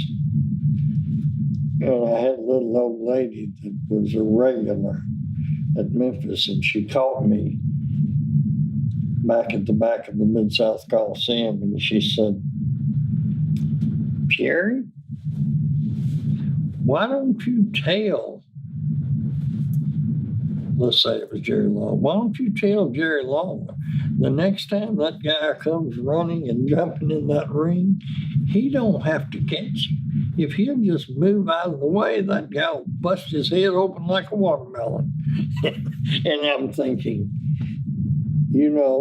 that's right. Yeah. That's not keeping it real. And now there's a new thing. I don't know if you've heard of this, but I think it's going to be bad for the business where wrestlers are grabbing each other's groins. I don't know if you've seen this. It's popular now on some levels, and it's really disturbing, actually. Have you seen any of this? No. Yeah. It's becoming commonplace with some wrestlers who are popular now, even though it's like a spot. But it's, I won't even show you a clip of it because I know you'll probably find it as bad. But the smart marks like it. But if I had a family and there was wrestlers doing that, I wouldn't bring them. And I wouldn't want to be asked to have to do a move like that as a wrestler. Yeah. But now, where can fans follow you on social media? I'm on Twitter at Jerry Jarrett. At Jerry Jarrett, I think's what it is. I have a podcast called Booking Memphis, and it confines itself just to old school Memphis. I'm on Facebook as Jerry Jarrett, and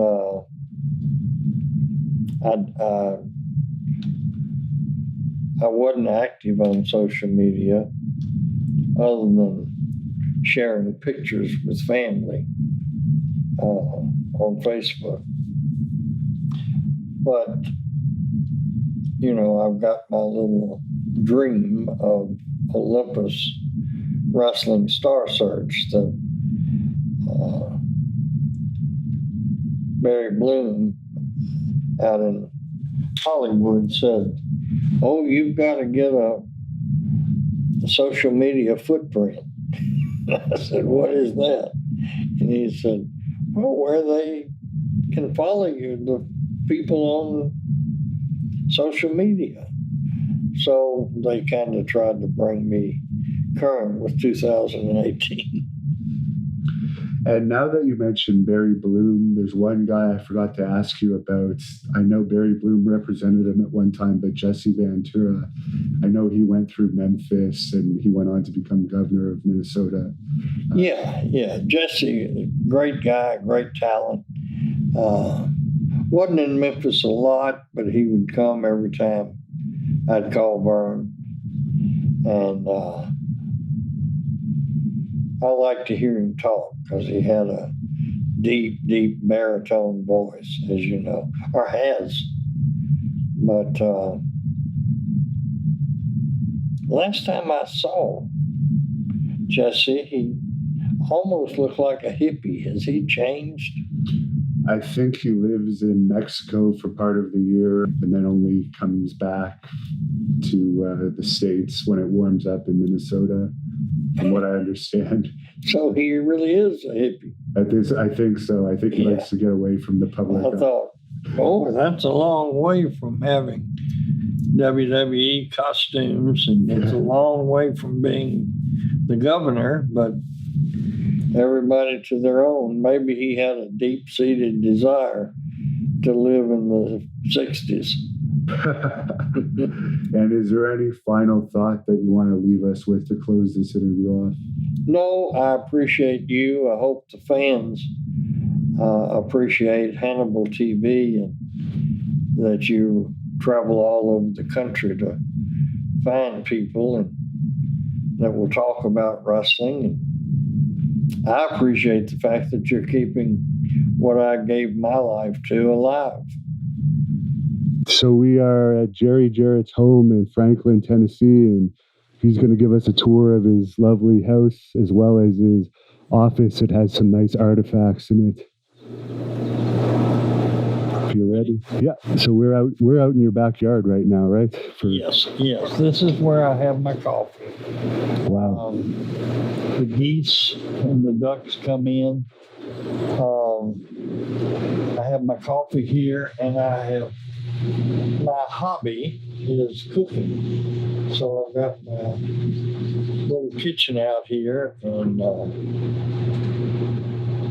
I enjoy that. And we know you like chicken salad, but what's your specialty? Well, I didn't. I really do make a good chicken salad, but I'm a little sensitive about it since Bruce Prichard has made a living making fun of it, but that's all right. Naturally I cook steaks, but everybody does. I make Carolina bog that my grandchildren just beg for every week. Wow. Pretty good at pasta. Since I've retired, cooking is my hobby, so I really like it. Someone asked me if you could answer the question quick, who is your favorite and least favorite wrestler to work with? The least favorite was probably Austin Idol, and Jarrett Lawler was my most favorite because he was so talented and so easy to work with. Austin Idol, really, I shouldn't say that because I just had the one disagreement with him, but it was a big one and it lasted far too long. He was known for no showing here and there. Is that what it was about? Oh, well, that was part of it. Idol, if he had have had more discipline as a professional, would have gone a whole lot farther in the business. Okay. And could have been a real superstar because he was very, very talented. And he had the look. He could make great interviews. He just had some personal flaws, but don't we all? Especially in this business.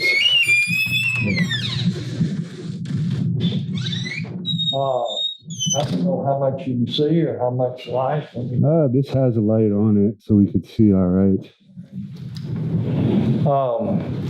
This is where we watch the football games. Is Tennessee your favorite team? Yeah, and this is an area that Deborah and I discuss family business and chit-chat about what the week's going to handle. Because it's so beautiful out there when the winter and the weather is not conducive to us being out there, this kind of brings us in and out of the house. We're going through the kitchen.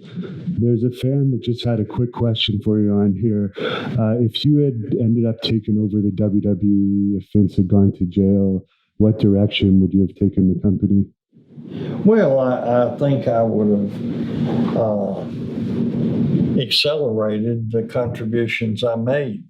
When I got there, Vince preferred the big 6'10" talent, and I was able to convince him that the 6-footers like Bret Hart and Shawn Michaels could give him more action and believable and great matches. Sean Waltman, 1, 2, 3 Kid, and Marty Jannetty. I talked him into letting them win the tag titles. And so I would have introduced smaller wrestlers quicker. I still introduced them. But, it was Vince's territory. Yeah. So I would have spent as many hours as they would have let me wherever they were holding him in jail. And I would have tried to carry things so that they would be exactly where he wanted when he got out. But you can't walk through an area and not leave your own footprints. Right. This is our little breakfast room. And Deborah and I are both real fond of Mackenzie Child, so we have an extensive collection. It's fun, uplifting, I thought. Someone's asking, what about WCW? What direction would you have taken WCW? Probably pretty much the same. Yeah. I wouldn't have spent foolishly on talent. I know that, because my basic nature is to make money. Right. And if you don't have a little bit of frugal mindset, it's very hard to be profitable. So, someone has a funny question. How would you make wrestling exciting again? Wow. Go back to a realism. Keep it real. Allow the fan to suspend disbelief. I see it now, and I get 5 minutes into a match, and I think, do they know how phony that looks? And I don't mean at all, and I don't want to seem like a grumpy old man.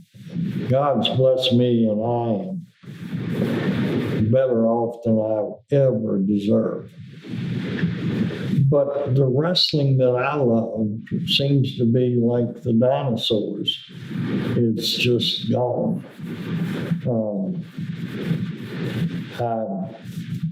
I seldom ever see a match. I did see at WrestleMania the Hunter, Stephanie, Rousey, and Kurt Angle. I thought that was a great match from yesterday. And someone's asking, what about Buzz Sawyer? Do you have anything to say about him? About who? Buzz Sawyer. Well, poor Buzz died before he could pay me back for the car he ran off with. I know he would have paid me back. That's funny. But anyway, I like Buzz. He marched to a different drum beat. And, well, you want to go upstairs? Sure. Someone's asking, what do you think of Impact being pretty much an independent wrestling organization now? What do I think of, I'm sorry? Of TNA now being pretty much an independent organization, low quality shows and... Yeah, I don't watch it. And not for any reason other than that my life's pretty busy with my other endeavors. I wish them well. I don't even know who's running it now. The Fight Network up in Canada, but I think Dixie Carter still has some stock in it, from what I understand. Wow. Well, then my advice to him is get that away from her. This is my office, and I have some real estate, and I sit in here and keep the insurance current, and pay the taxes, and run an ad if somebody moves out.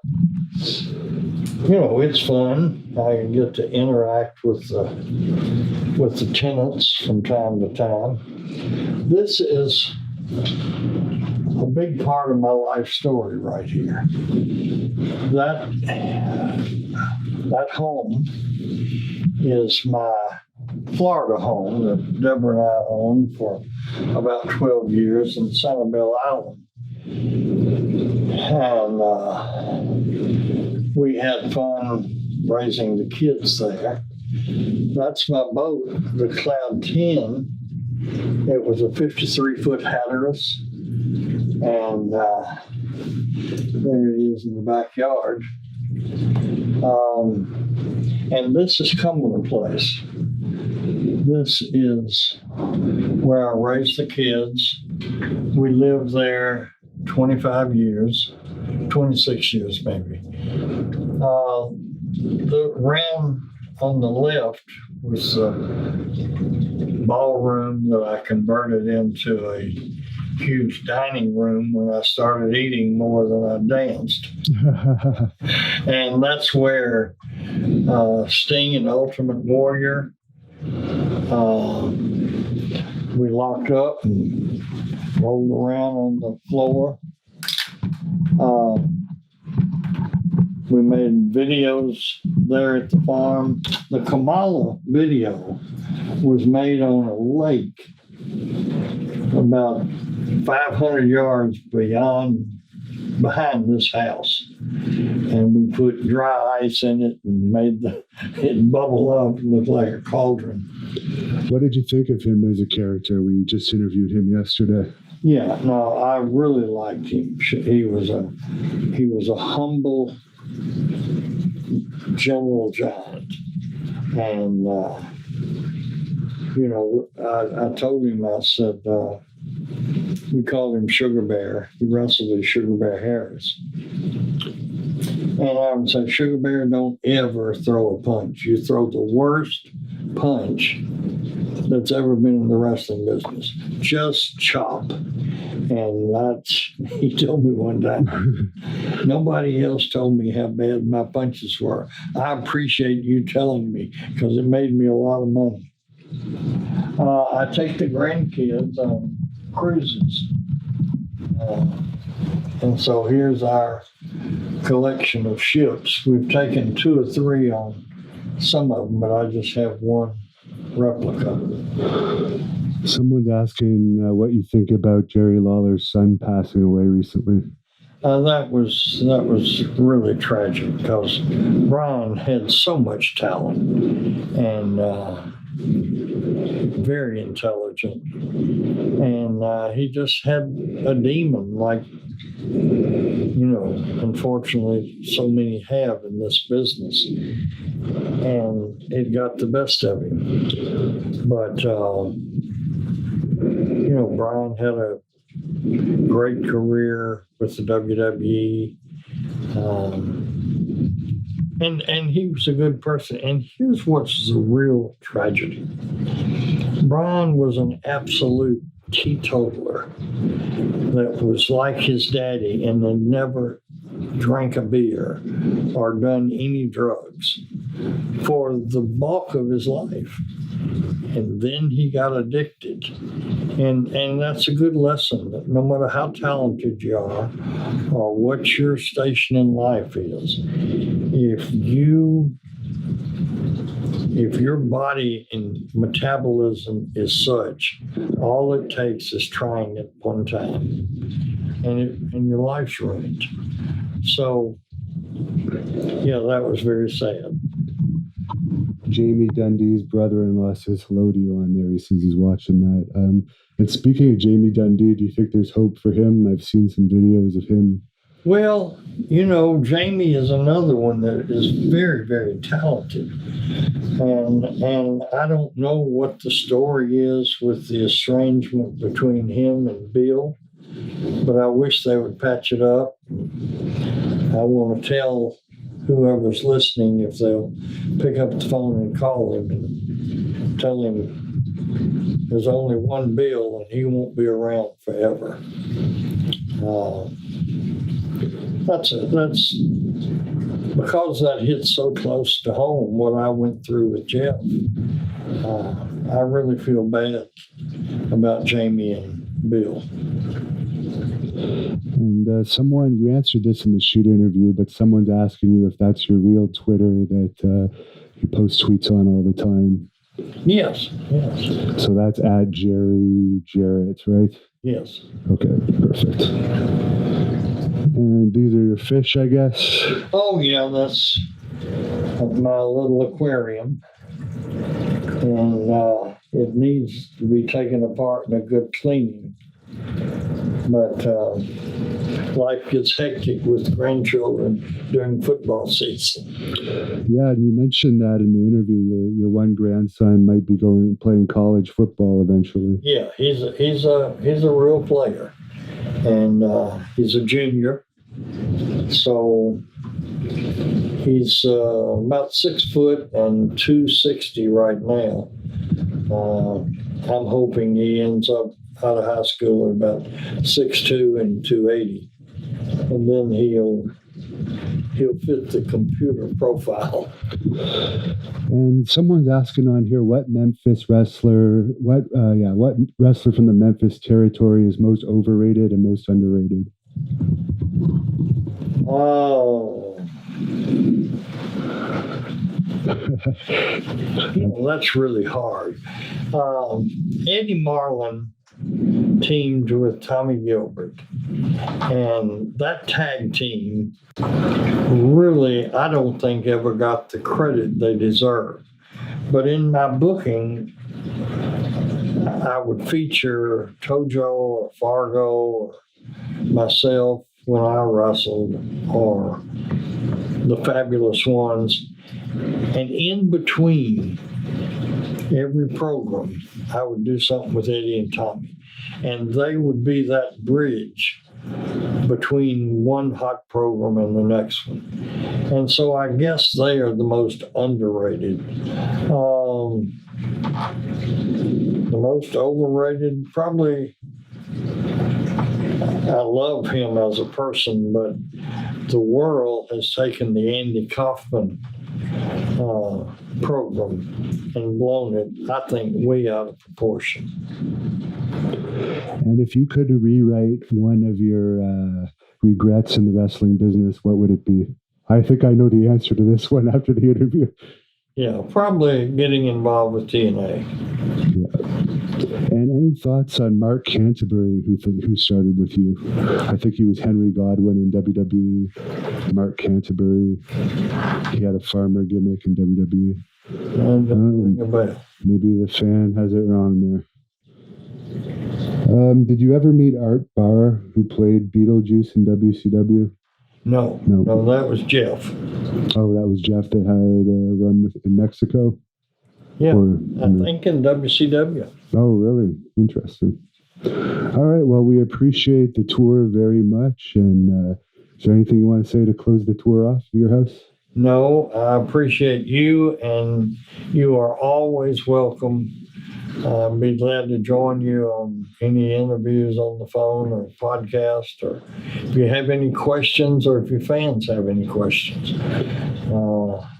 You got my number, you can call me and we will talk about it. I guess the fan just responded back here that Henry Godwin was Tex Slazenger. Does that ring a bell? Yes. Isn't that awful? Yes, good talent. We had a lot of fun with him in here. I had forgotten that he became a different character in WWE. All right. Well, thank you very much. And everyone can check out your podcast, which is Booking Memphis Wrestling, if they search it. Yes, Booking Memphis Wrestling with Jarrett. And the last question that I'll say from the fan is Chris Candido. Thoughts on him and Sonny? Yes, Chris helped us at TNA. Sonny was a great talent. I didn't get to work with Chris as much as I would have liked to. Was their relationship always a strange one over the years? Well, they had their ups and downs. All right. Well, thanks again. We're going to close this off, and thanks from the fans here. They appreciate it, they said. Okay. Thank you for watching the Hannibal TV. Please help me out and like this video, then click the subscribe and get notifications buttons so you don't miss any of my latest shoot interviews, match videos, or news updates. Follow us on Facebook at The Hannibal TV for more live streams and videos. And while you're at it, follow us on Instagram and Twitter at The Hannibal TV.